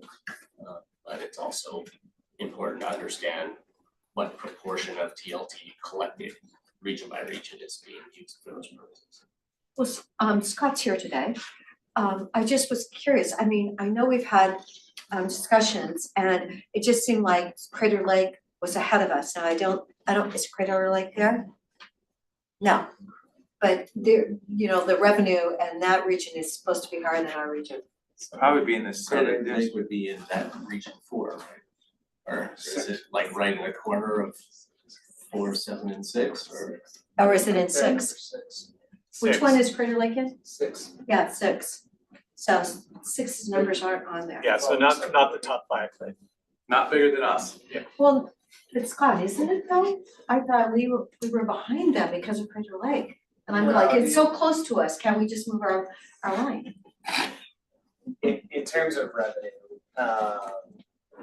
we surpass Crater Lake. Okay.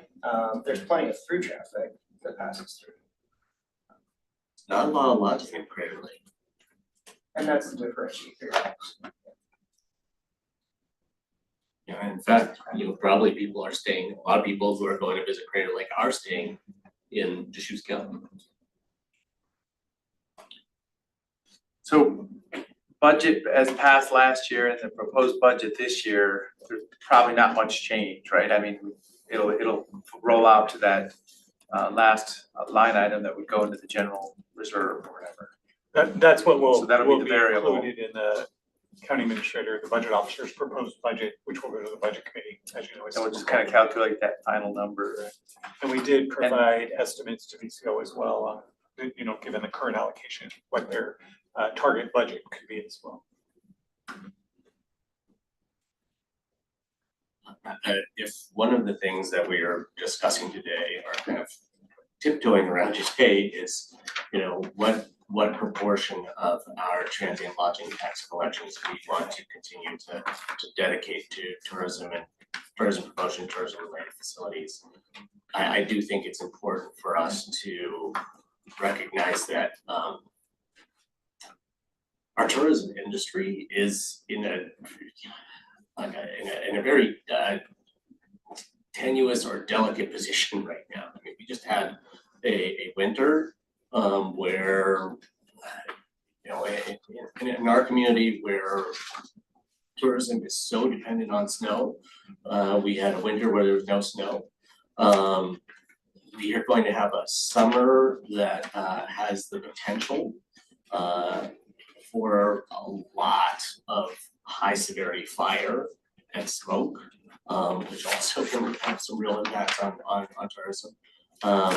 We know that our tourism promotion agencies have had a real focus on shoulder season and expanding visitation in shoulder season to make us less vulnerable to those those climatic type issues, no snow in the winter, or tons of fire and smoke in the summer.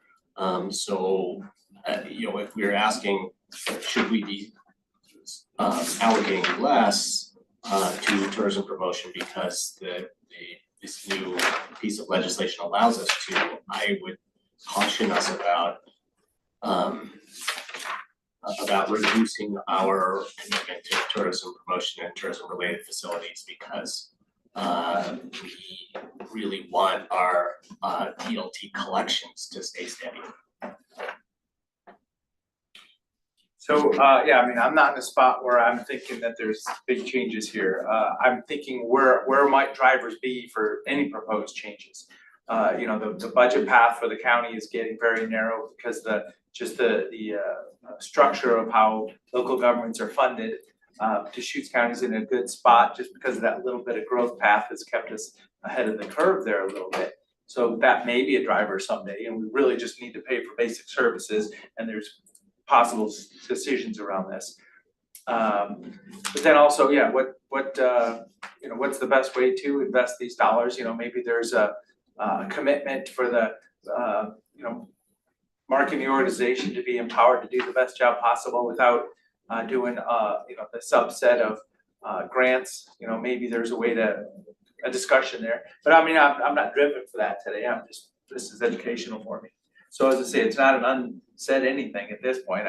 I'm available if the visitors organization has ideas about changes, but pretty comfortable with the proposed, the structure that'll show up in our proposed budget today. So I have a question. The blue graph on the state lodging tax central region, is that April through June, the last 3 months of the year?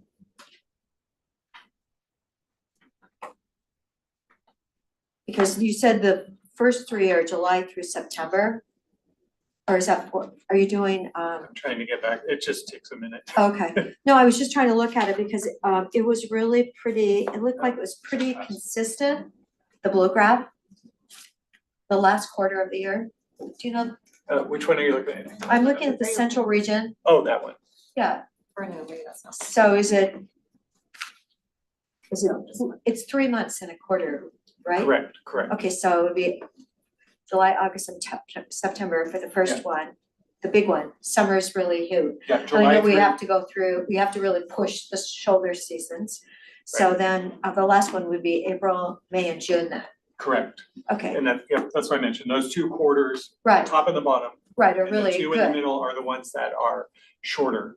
Okay, so then that means that even though the snow season is really, it looks like it's a lot smaller. It has been historically smaller than the last quarter of the year. Isn't that what I'm looking at? Yeah, July through September and April through June are the Right, biggest are the big quarters. times, the big hits. Yes, those 2 quarters. Okay, all right. Consistently.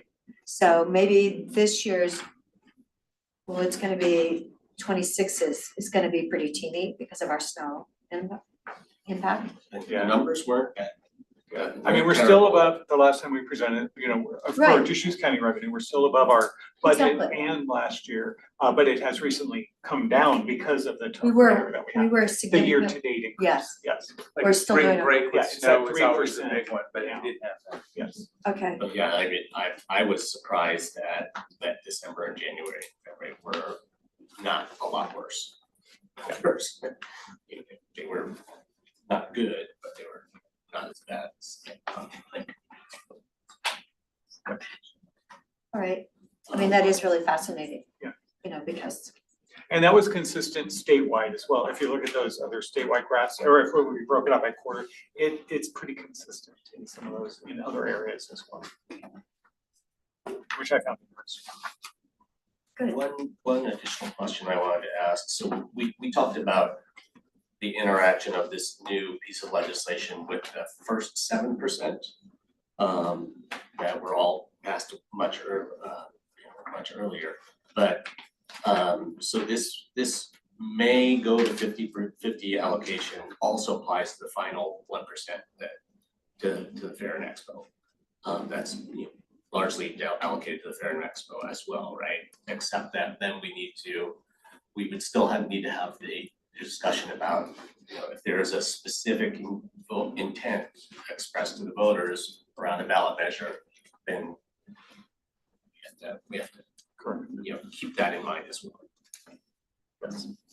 But otherwise, the final 1% of the 8% is subject to the 50/50, may go to 50/50 allocation as well. Correct, same as the first 5 and the additional 2 and the final 1. Yep.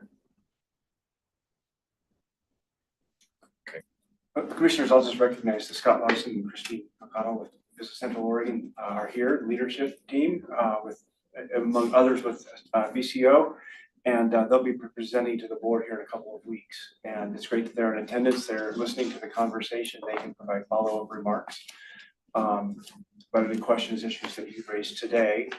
In addition, one of the, and we don't need to do this analysis, but it is interesting that we continue to see the significant growth of Deschutes County. We know that the second phase of Caldera Springs is still coming online. We assume that maybe Thornburg will be developed at some point.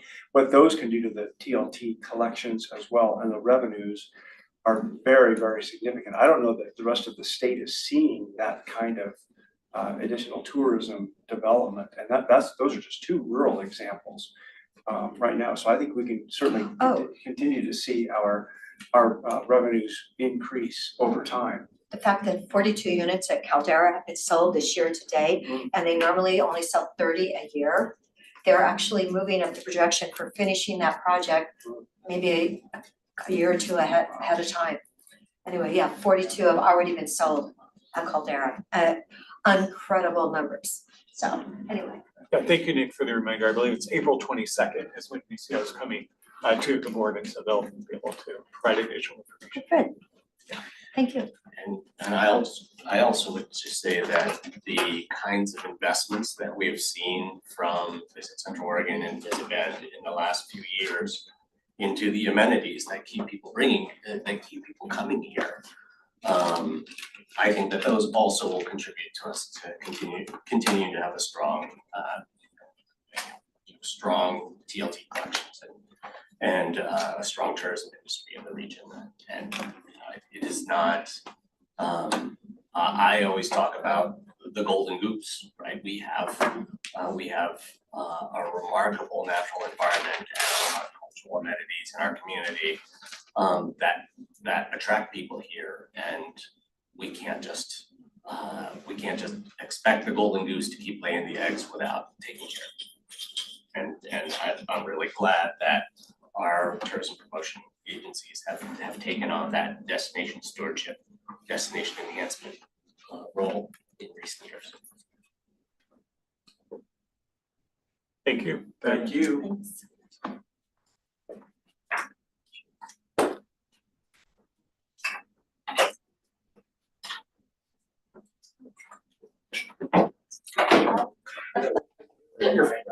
Thanks. Okay. Item number 3 on our agenda is discussion of extending the deadline, the extension deadline request for the bachelor's prep project, the community renewable energy program.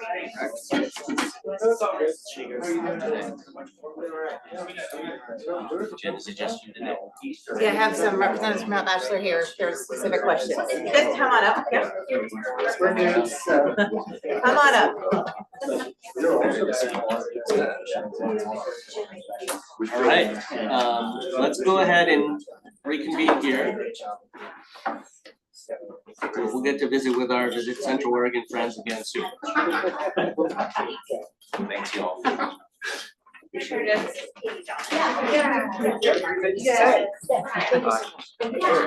good. Can we start or wait a minute? Let's go ahead and start. Okay, Tight schedule. for the record, Jen Patterson, Strategic Initiatives Manager, and I have here joining me from Mount Bachelor, Trevitt Model, did I say that wrong? Accounting and Finance Manager, and Matt Bickmore, Director of Finance from Mount Bachelor. I'll give you just a little quick background about why we're here. So Deschutes County, on behalf of Mount Bachelor, was awarded a $1 million community renewable energy program called the CREP grant from the Oregon Department of Energy, ODO.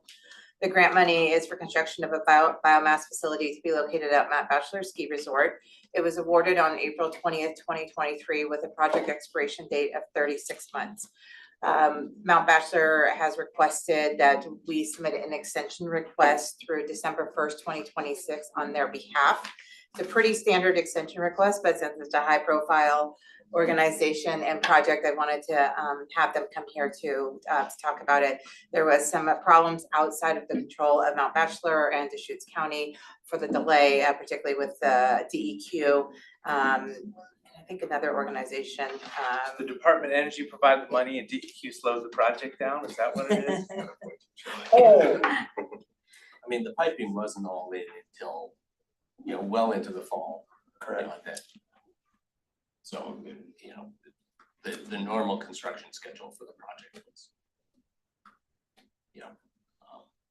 took us all the way into like October or so, already. Introductions again, you said the names, but tell me what.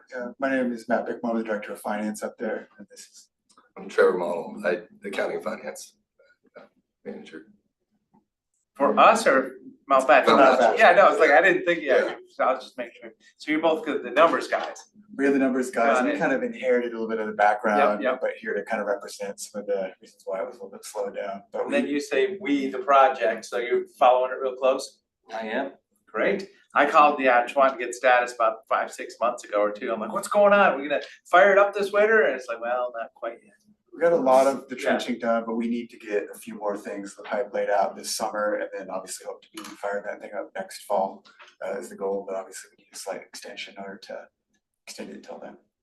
It's really too bad. And how much is propane right now? Or do you guys It buy? goes up by the day depending on who listens. Yes, yeah. I always buy my propane in summer and it's way cheaper. Not as much as we could. Yeah. We can Iran war proof you guys by next year.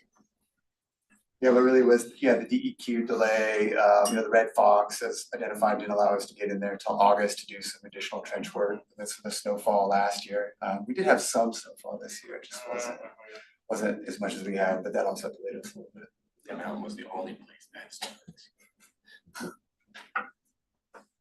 Well, I'm supportive. I mean, I'm excited that it's still gonna happen and it's on the horizon. And next year we'll warm the sidewalks with biomass, right? Yeah, this coming winter. This fall. This fall, 26, yeah. We're close. We just need to make the final connections with the heat exchangers to the buildings. And it's a lot of commissioning work to be done, and then we gotta figure out how to operate it, but we got some help with Wisewood. So, shovel the chips in there. pretty much, yeah. Well, I would encourage, when, just before the operation season or sometime this summer, I'd encourage, my fellow commissioners to go take a tour. Well, so maybe you can help with the connections, because I kept calling and leaving messages, and I had somebody call me back, so let's make sure there's a good path for that. Who do we ask for a tour? Cause yeah, as I say, somebody called me back, we spoke about it last fall, but I don't know, I'm Yeah, happy to take the lead yeah. on organizing that between Mount Bachelor and Sure. the commissioners. great. Wisewood, the contractor that designed and is constructing the system, I've known the owner since I was involved in the feasibility studies for this project 15 or more years ago. I just tagged along with Andrew one of the days that when he was out there. Well, my experience is you keep that pretty close to the vest, you don't offer that to your fellow commissioners very often when you wanna do this. You kind of leave me hanging when you say, go check it out, and then I don't even know who to talk to, and then it's Well, quiet down the hallway. I'm suggesting So that's that- just my I'm experience. suggesting that, if I was to bring you along, it would be a public meeting. And I just heard that Andrew was in town and up at the facility, so I went along. That's it. They didn't do something special for me. But I am suggesting that we could request a tour from Mount Bachelor. And we'll have a good connection. Yeah. Could I ask how much it actually is going to cost when you get all done? I mean, it's at this point, what I'm looking at upwards about 10 million. 10 million? Has it escalated a And lot? when you're going to It see a has escalated. return then, out of your propane costs now, how many years will it take for it to return? I think it'll reduce our emissions, I believe it's 80%, is that the total amount? Yeah, it's hard to do the specific math, but it's gonna be a number of years before we fully recoup the value of it. okay. Originally, the budget was approximately 7.5, I think that's what's in the original grant, and then how this world has gone over the recent years, it's now about a little over 10 million. Okay, So Everything's. no, I think it's really a wonderful project. And do you know what your cumulative snowfall has been this season? I wanna say 160 inches, but I can't, Okay, so I Not the think exact I think amount. I've seen something like that, just it's wondering. about, it's about there. I know I used to read, yes. Maybe we got 10 inches left, it's 150 to 170, I No. believe, around there. We need to change the name of Santan Pass to Snoqualmie too, because did you see Yes. they got 6 feet up there at Snoqualmie? It's all about the name. Yeah, Yeah, change it to yeah. Snoqualmie too, and we'll get more snow. We'll Yeah, take I anything couldn't we believe can. it when they got that much snow, and we didn't get, I don't think we got any that weekend. Or just figure out how to make high pressure systems shift around a little bit. We're Anyway, working on it. So we were able to write that $1 million check in support of this also, though, so that's, we've been able to kick in and help, yeah, we saw it today for sure. So glad that we're able to do that, very exciting if we can utilize the biomass that's created, we can chip up small diameter logs all day, every day, and deliver to wherever we need to go. Too bad it's costing $3-4 million more than expected to get this done. We appreciate your guys' support too, so we were just here to make sure that we represent. Nice to meet you. I'll make the motion, move approval for the county to submit a performance agreement extension request to the Oregon Department of Energy for the Community Renewable Energy Program grant on behalf of Mount Bachelor. And I'll second it. It's been moved and seconded. Any further discussion? Seeing none, Commissioner Dare, Yes. Commissioner Knoll? Yes. Chair votes yes. Thank you. Thank you. Thank Hope to you. see you guys up there in Yeah. fall. Let's go. Oh, I don't do downhill skiing, I'd hurt myself. Good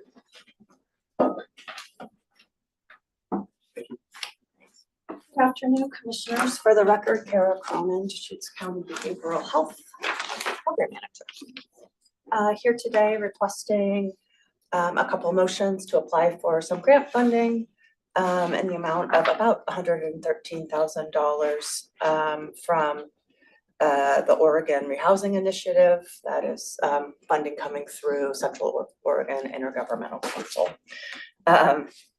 Using this money to sustain a grant that's going to be wrapping in December of 2026 for our host team, our homeless outreach services team. Also requesting, if we are awarded the money, that we extend a limited duration position that is currently with some other grant funding. And that is the request today. From experience, yeah, having the host team out there and really making those warm connections with people that wait for that moment that they raise their hand and says, I need to be out of here, what can I do? And there's some good opportunities that happen there. Were you here with our first item with the Mm-mm, no. village? We're putting a lot of resources in here. We're still struggling with how do we turn the corner on some of the long-term unsanctioned camping in places that just isn't appropriate long-term, but as I say, I really support the host team and the outreach efforts that we do for the people that are ready for it. Yeah, really outreach treatment team. We aren't doing outreach necessarily, we're doing outreach treatment because we're behavioral health. That's what we do. And those behavioral health services you're providing to people are really important for people who are trying to walk the pathway out of homelessness. So thank you for being there. I was curious about my first question is, so these funds that are being this funding source, is this the same as what used to be called the Multi-Agency Advisory Committee, the MAC? You know, It is, Governor's executive yes. order money flowed through the Yes. MAC before, okay, Exactly. so this is the same. So that was my first question. And Kara, can you review for us what the host team staffing has looked like over the last couple of years? I mean, I feel like we were able to add some funds, during the COVID pandemic period. Add some funds, add some personnel, that allows us to support more people who are maybe homeless because they have behavioral health challenges, or maybe have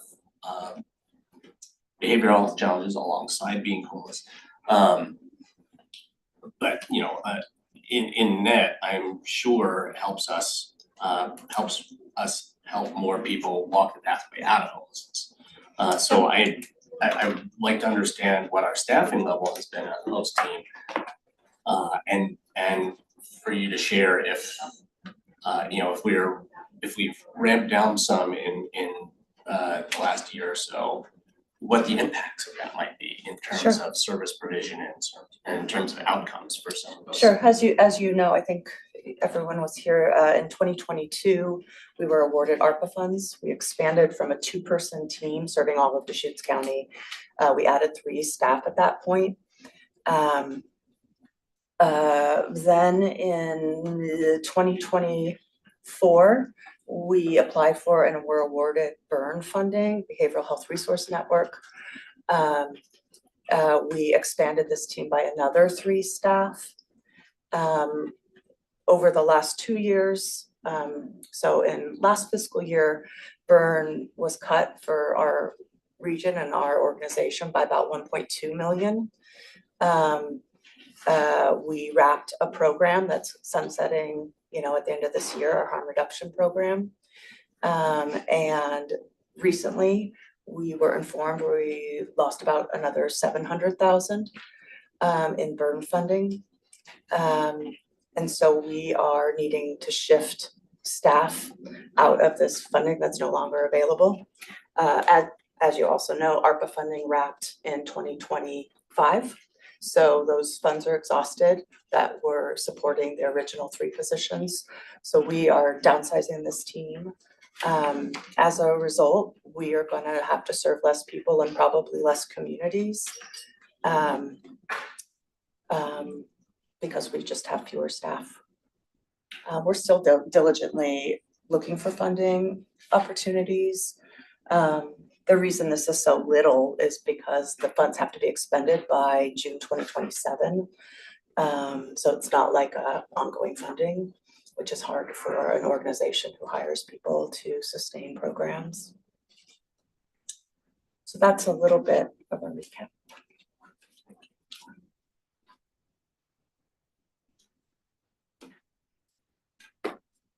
I'll move approval to apply for and accept if awarded Central Oregon Intergovernmental Council Oregon Rehousing Initiative grant.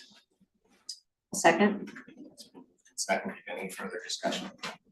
So Kara, in here it says, people living on the streets and in encampments report having higher rates of substance use disorder and mental illness. I didn't think people that were living there actually self-reported that much. you're saying that they, I mean, this says they report. Yeah, I think that's in the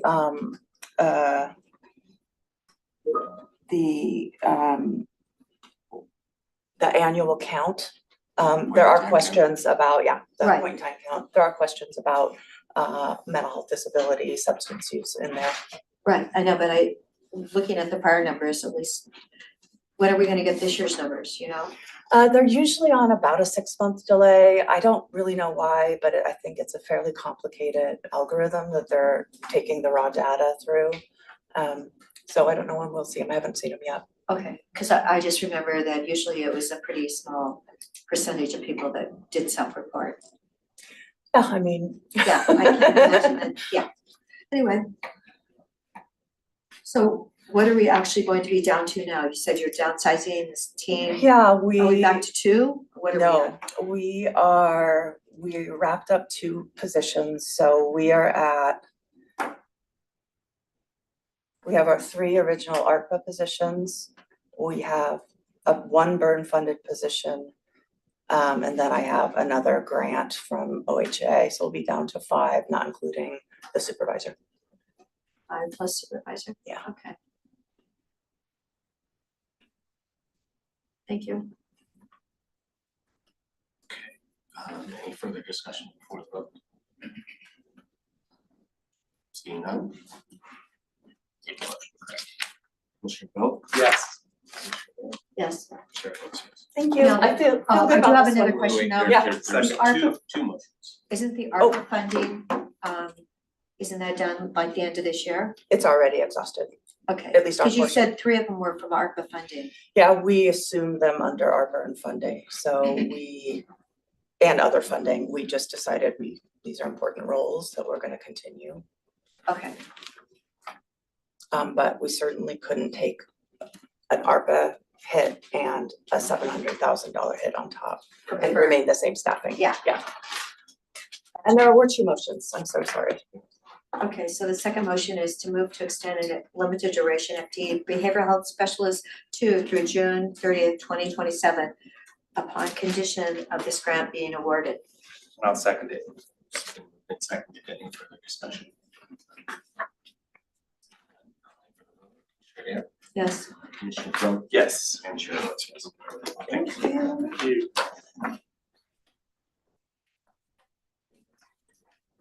Okay. Item number 5 on our agenda is work session in preparation for 2026 housekeeping amendments public hearing. Yeah, good afternoon, commissioners. For the record, Kyle Collins, senior planner. 1 second here. I'm gonna share a presentation to help guide us through all this.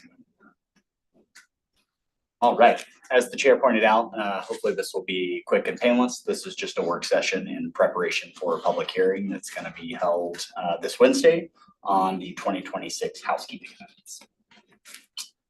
You can see the project website here, anybody listening at home, for all the materials that have been submitted as a part of this proposal.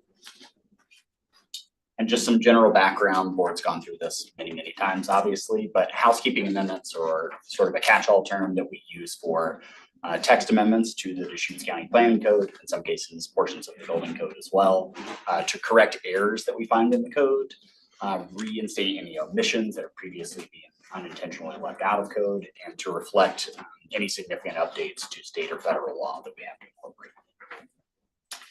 Impact-wise, we see very minor changes to some permitted uses or use standards in certain zones. All of those are in alignment with state statutes and federal standards that we're required to abide by. But there are no specific state statute or administrative rule or land use goals that apply to each of these changes because they are minor in nature. On the screen here, you'll see an overview of all the specific sections of the code that are actually being affected by these amendments. I'm not going to go through these line by line, but just so you have a general sense of all the areas that we touched as a part of this proposal. I will give some generic overview of the amendments, but obviously if the board has noticed anything in the packet that they want to discuss in more detail, I'm happy to do so. The first sets of amendments are things that we call scriveners or reference errors. These are actual errors that we find in the code, generally tracked down by planning staff or members of the public and been pointed out to us that need to be corrected.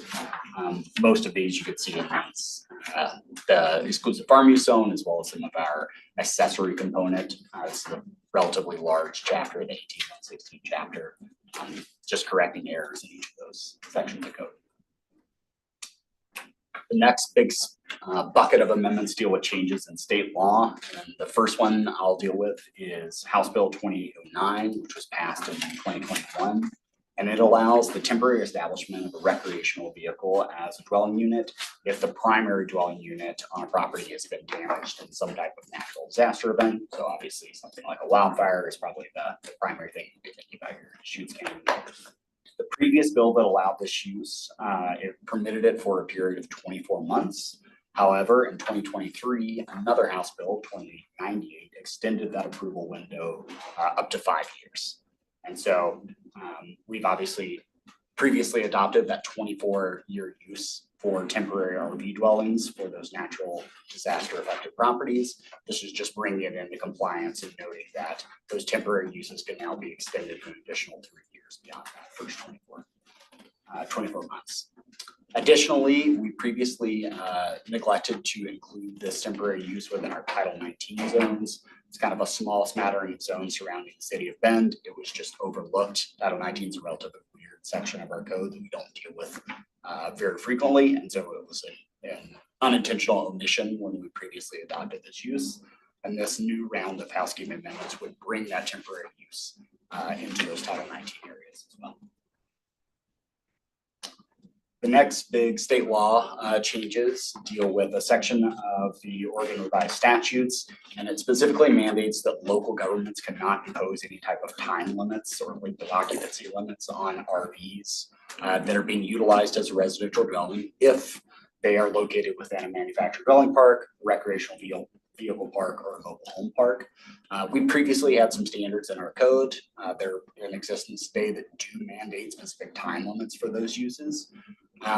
This was just overlooked at some point in the past when these rules were changed over time. Staff was not aware of it until somewhat recently, and so we're just bringing our local rules into compliance with state standards. So 30 out of 60 days doesn't apply anymore. Technically, no, because of the state standards. This is just making that clear within our state rules. That 30 out of 60 day time limitation doesn't apply, but again, it only doesn't apply within manufactured dwelling parks, recreational vehicle parks, or mobile home parks. The 30 out of 60 day period would apply, for example, if you're just talking about a standard residential property. The next big state law change that I'll talk about deals with actually the most recent set of housekeeping amendments that we passed back in 2024. We went through a relatively rigorous process to try to go through all of the Deschutes County Code portions that were dealing with what are described as residential homes or residential facilities. Over time, the state statutes that deal with residential homes and facilities, these are treatment facilities that are intended to be operated really out of residences in general. So there's going to be multifamily residences in the case of residential facilities. They could just be single family dwellings in the case of a residential home. But the standards governing for where these uses could be allowed has changed quite a few times over the course of the past 5 to 10 years. And so we went through a process to try to make sure our local code was in alignment with those state statutes. A few sections, a few zones within Deschutes County unintentionally removed residential facilities from those zones, which would previously have been allowed pursuant to those new statutory standards. And so this is basically a cleanup of that previous cleanup. So we're reinstating those areas where residential facilities are allowed by state statute. Same is true of residential homes. We're trying to make it abundantly clear for members of the public. So we've created essentially a summary table of all the zones in Deschutes County where either one or both of these uses are allowed and making it clear which specific standards apply in those zones. So when I read that, I was thinking that there was just a reorganization about single family home, but that's a different thing than even what we're talking about here. Yeah, so residential homes and facilities are intended to be treatment facilities for, let's say, members of the community that might have a variety of mental or behavioral issues that need treatment. We use residential facility, residential home. Is that the same thing or is that something different there? It just describes a difference in the capacity of each of the specific uses. And then Is that like Somerset? So residential facilities are the larger of the two. So it could include upwards, I believe the upper limit is something like 14 persons in an individual site. It's generally intended to be located in areas that have higher density development. Residential homes are intended to be sort of a lower scale version of that. And they're intended to be located in residential zones that allow for lower density development. And then a single unit dwelling is a single family home? They are intended to Or is be that different? treated almost as the same type of use. So anywhere that allows single family dwellings has to allow residential homes. Oh yeah, no, I was just referring to terminology. So if I have a parcel and I wanna come in, I wanna build a house, what's that called? In this case, we would call it a single unit dwelling. The single unit dwelling, that's what I was wondering. But the previous kind of historical language we used obviously was single family. Yep. And so, I'm tracking that, we're gonna line up which zones these are allowed in with state law. Is that, I mean, is the net effect of that to increase the number of areas where residential homes and facilities can be cited, or decrease, or? It should Not be clear. effectively no real change. It's really just intended to provide clarity to members of the public. If you were looking at a property in a particular zone, could you establish a residential home or facility? Yeah. Because of the language of the state statute, anyone could come in even today and point to the statute as the governing language that we would then have to abide by. It's just intended to match what is allowed in the state rules. There was some clarifying. We have obviously quite a few zones in Deschutes County, places where the statute appears to no longer allow these uses, and in other places where it actually more broadly does allow them. There's not much flexibility that we have as a local jurisdiction in terms of where we could allow these things. But what we've generally done is matched everything to statute where it's mandated that we require them.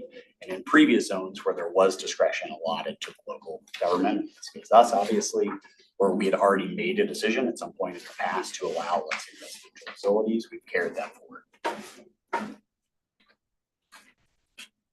Any additional questions? I know that's kind of a lot to unpack.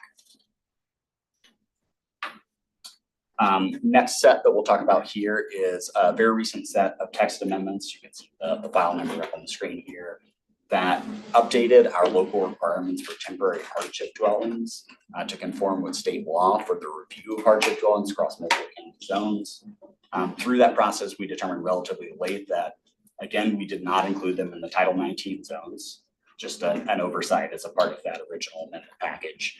And so our goal here is to just align all temporary hardship dwellings associated where all they're allowed in Title 18 areas with Title 19 areas, and make sure that the standards match across both of those zoning districts. So this is just carrying over a use already allowed in most of our zones forward to those Title 19 areas. The next big set that I'll talk about here is what's described as the Middle Class Tax Relief and Job Creation Act. It's a mouthful. It actually passed way back in 2012. The shorthand for this is known as the Spectrum Act. It covered a pretty broad spectrum of issues, no pun intended. But the main issue that it addressed was trying to reduce barriers, legislative barriers for wireless telecommunication facilities. A specific section of the Act, Section 6409A, specifically prohibits any local jurisdiction from denying what's described as an eligible facilities request. And that's basically a co-location of wireless telecom equipment on an existing cell tower somewhere in Deschutes County in this particular case. So if a telecommunications business already has a cell tower set up and another business wants to use that piece of infrastructure and just site additional antennas on it, we cannot impose additional standards that disallow them from doing that. As long as it's just a co-location, they're not talking about expanding the footprint of the site, for example, or adding in additional towers. that is covered by different rules, and we do have some review authority there. This is just a relatively minor. We're talking about putting more dishes on top of existing towers. We actually already abide by these federal standards. We have for quite a while. There's an expedited review process that we're required to meet as well. This just adds in a specific section of code so that our wireless telecommunications members of the public that apply for permits through us know that we're abiding by the standards of the Spectrum Act, and they understand what the timelines and requirements are for review that we're holden to by this federal statute. Some miscellaneous things that we're changing here. There's been some confusion within our Title 19 zones as to who the appropriate review body should be for quasi-judicial and legislative matters. Previously, Title 19 areas, again, these are the small smattering of zones surrounding the city of Bend, had some references to what's described as the Planning Commission of the Bend urban area. That hasn't been a functional review body for quite a long time, at least as long as I've worked here. It's just remained in code, I think, due to oversight and changes over time that no one took into account. And so we have multiple references where we go back and forth between the Planning Commission, which is generally thought of as our Deschutes County Planning Commission, and this other review body that was previously put in place for just these zones surrounding the city of Bend, which again is a defunct body. And so because it's no longer functional, it has been unclear who should perform reviews if anyone were applying, for example, a legislative change in a Title 19 zone. So what we've done. It's not. This was something, a historical thing that was distinct from the city planning commission. That's correct. Okay. This was a Deschutes County body specifically intended to serve, you can think of it as like a subset of the planning commission that served just for those properties surrounding the city of Bend. But because it's no longer functional, what we've chosen to do is replace all references within Title 19 of the Planning Commission to just the planning director or hearings body. That's the exact same language we use across all of our Title 18 zones. And it aligns the review procedures across both our Title 18 and Title 19 areas, which means that in most cases, if you're applying for, let's say, a legislative amendment within our Title 19 zones, we could send that to the Deschutes County Planning Commission. They would review that, make a recommendation to the board, and then obviously we would bring that to you as the final decision, local decision makers. So all references to the Planning Commission in Title 19 zone have been changed to that planning director hearings body to make it abundantly clear that we just follow the same procedures across both Title 18 and Title 19. Agency comments on these proposals. We've only had one. It's from our senior transportation planner, reviewed all the proposed amendments in alignment with statewide planning goal 12 that deals with the transportation impacts test, found that there were no significant impacts associated to transportation facilities for any of these, which is expected, just given its housekeeping. Public comments, we haven't received any specific public comments on the proposal to date. And then finally, we have sent this to the Planning Commission already. They saw a version of these amendments back in February 12th. During that same meeting, they ultimately voted to close the record and voted 7-0 recommending approval of the amendments as staff proposed them, which brings us to today. As I stated, we'll have a public hearing this Wednesday, so you'll get to go through all of these again, but we'll do the standard opening hearing process, et cetera. You can see again for any members of the public listening at home, you can see all the materials at the website on the screen there. My contact information is listed as well. You'll repeat that item by item. Everything that we just went through, I'll basically go through again. Okay. Well, are there any questions right now about anything you've heard so far, so that this can go very smoothly on Wednesday? No questions? No. I will not be here on Wednesday, and I hope it's all gonna be perfect, and for like a minute, at least everything will be fine, I right? hope so. Yes. At least that's the idea. I will. If there are no other questions, I will see you on Wednesday. Thanks, Commissioners.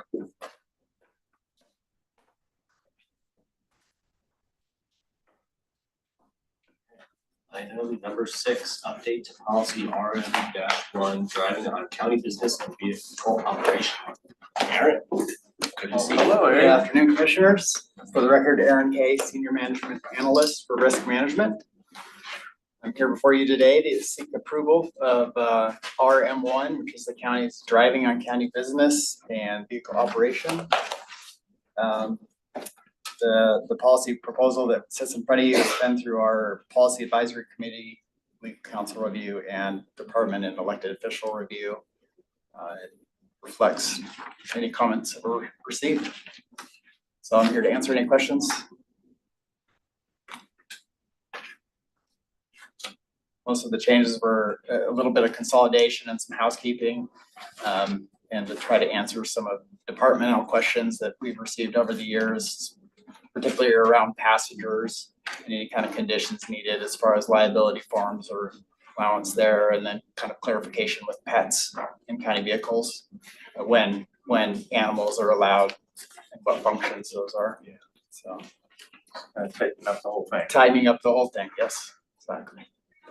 I didn't know I could bring my goldfish in the car. If it's an assisted animal, you're allowed, yes. Oh, there's a lot of red. Most of that red is due to just consolidation and housekeeping. There was a lot of redundancy and pieces that got moved into different sections to just kind of clean it up and clarify it a little bit better. Great. So, yeah. Well, I'm glad you were responsible. Thank you, Commissioner. Eyeing this all up. Yep. Are there any questions or comments? So you say, yeah, policy review committee, kind of, that's the department heads. Yep. So, yeah, because we use different vehicles in different ways, so I'm just making sure that throughout the organization, the people are seeing this. Yes. Yeah. Great, well, I'm supportive of that. I will move to authorize the county administrator to sign the updated policy RM-1 for driving on county business and vehicle operations. I'll second the motion. It's been moved and seconded. Any further discussion? Now we'll call for the vote. Commissioner DeBonne? Yes. Commissioner Adair? Yes. And Chair votes yes. Thank you, Commissioners. Good to see you.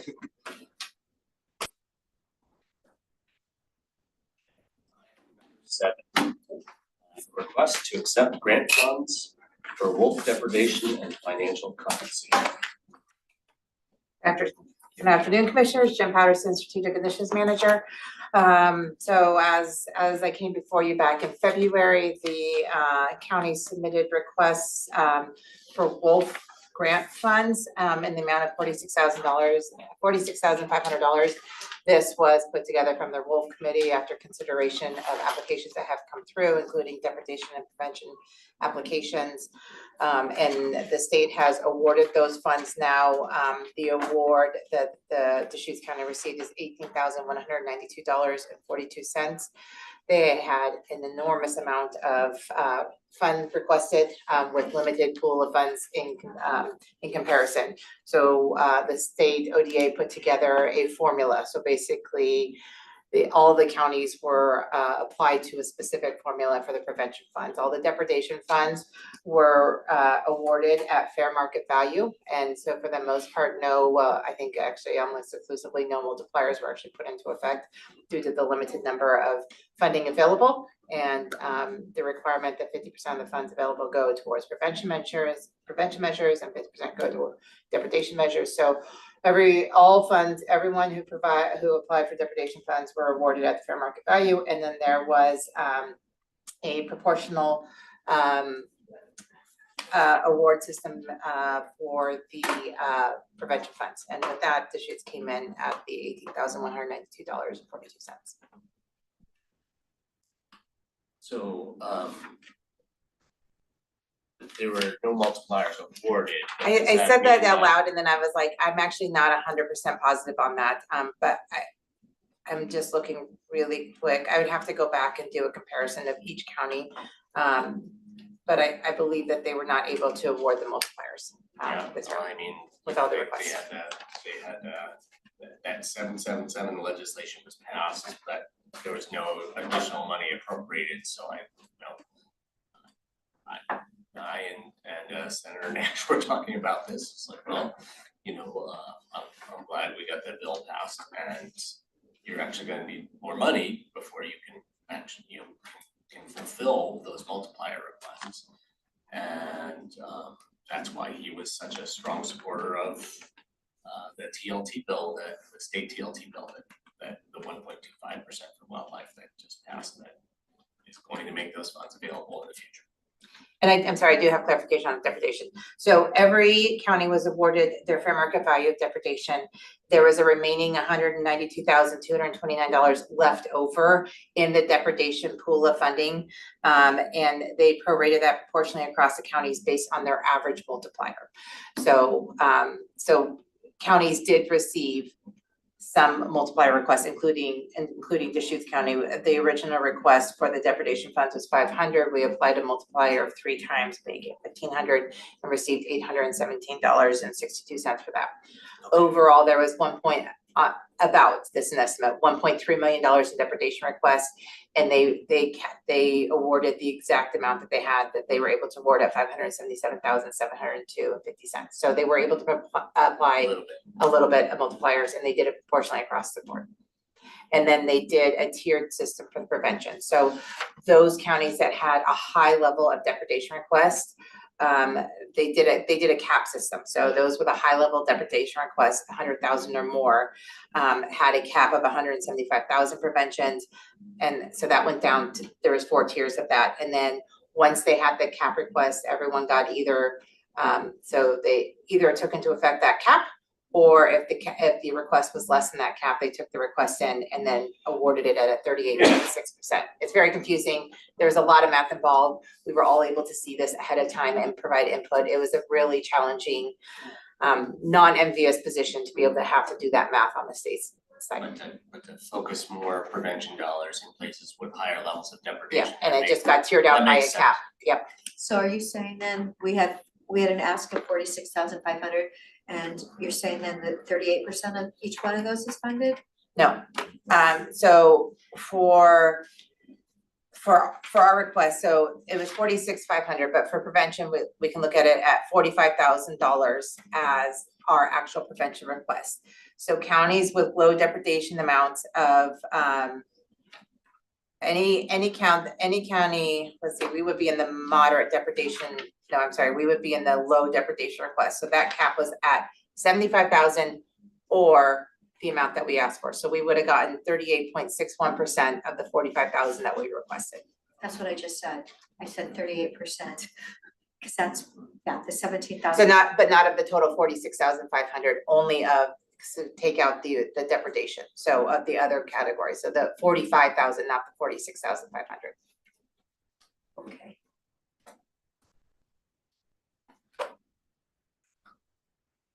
Well, I'm glad we were awarded this much funding. I was very concerned with the multiplier bill passed, and there wasn't any more money that the counties that have much bigger problems than us would absorb all of it. So it's good to get some, and it's good to know that with the passage of the 1.25% for wildlife TLT bill, that we will be there will be more money to address the needs in Deschutes County in the future. Available. Is back to the beginning, this is the Wolf Compensation and Financial Compensation Committee. Does this have to be done by a county, or could some other organization host this kind of thing? Has to be done by the county. The county has to have each county has to have a committee in order to be eligible for these pool of funds from ODA. That's how the statute is written right now. Us having a committee.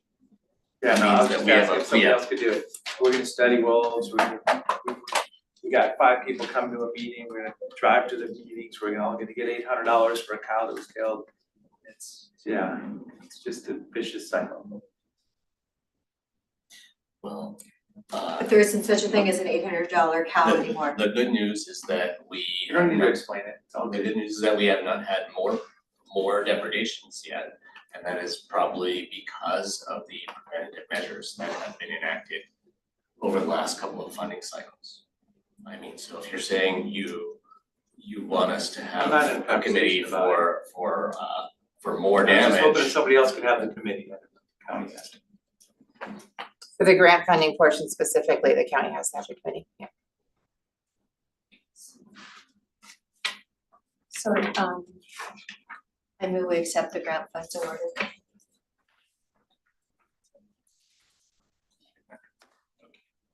I will second.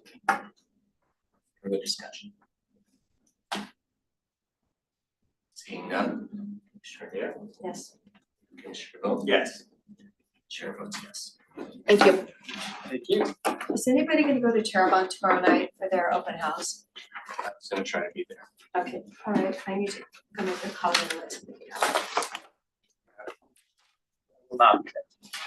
Okay, Um, I'll be right back.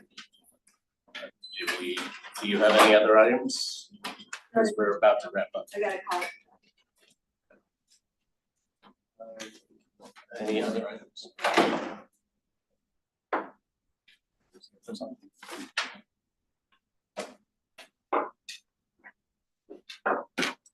Thank you. For the record, Peter Gutowski, Community Development Director. Just wanted to ideally get some direction from the Board of County Commissioners as it pertains to a vacancy on the Deschutes County Planning Commission. We had a 2-month recruitment. We had 2 candidates apply, which are noted, are Ronald Osmundson and Zachary Hastings. As the board is aware, Jessica Karas, a former chairperson on our planning commission, she terms out on June 30th. She will have finished 2 4-year terms. To the extent the board may be interested, Commissioner Karas has stated that she would be willing to willing to be appointed if so chosen to help with the Terrebonne Community Plan process, which is kicking off as noted tomorrow with the first community meeting. But that's allowed in our procedural code to the extent that there is a project that's underway. An additional, up to an additional 2 years can be considered. So wanted to just provide that update and receive direction in terms of how to proceed given the recruitment process to date. I made some phone calls, trying to get some people to apply, so as I say, we have a couple, but I'd be comfortable with Jessica extending her service in that position. Yeah, I wanna thank the other 2 for applying, but we're in a good spot if we can keep this going for a little while. I would second that. I'm supportive of asking Commissioner Karas to extend for a little bit longer. I think that the continuity she would provide at this moment where we're just about to launch the Tumalo community planning process would be great. Commissioner Dare, do you have any input on the planning commission applications? No, that sounds fine. And just to be clear, sorry, I wasn't more descriptive in my opening remarks. This is a vacancy in the Redmond Terrebonne area, which is offers that nexus to the Terrebonne community plan. So just for anyone who's listening remotely. So with that, is it best to come back with a consent agenda item approval or proceed with making a motion and proceeding today with an extension of this or a reappointment? Normally we bring back the appointment letters. Appointment letters, Right, yeah, right. normally. Good. That's all I need. Thank you. Very good, thank you. You'll notify Commissioner Karas. I will, yeah. Will you notify the other 2 people that applied? Or Yes. Please? Just to be- Absolutely. As just to it's be polite, it's a a lot of times courtesy we don't. in any application process, you bet. Okay, thanks, Peter. All right, thank you so Nice to much. see you. My activities, yeah, should be good. Just continuing in that role. Yeah, thank you. Thank you. Right, are there any additional other items? And we We have no executive sessions today. The meeting's adjourned.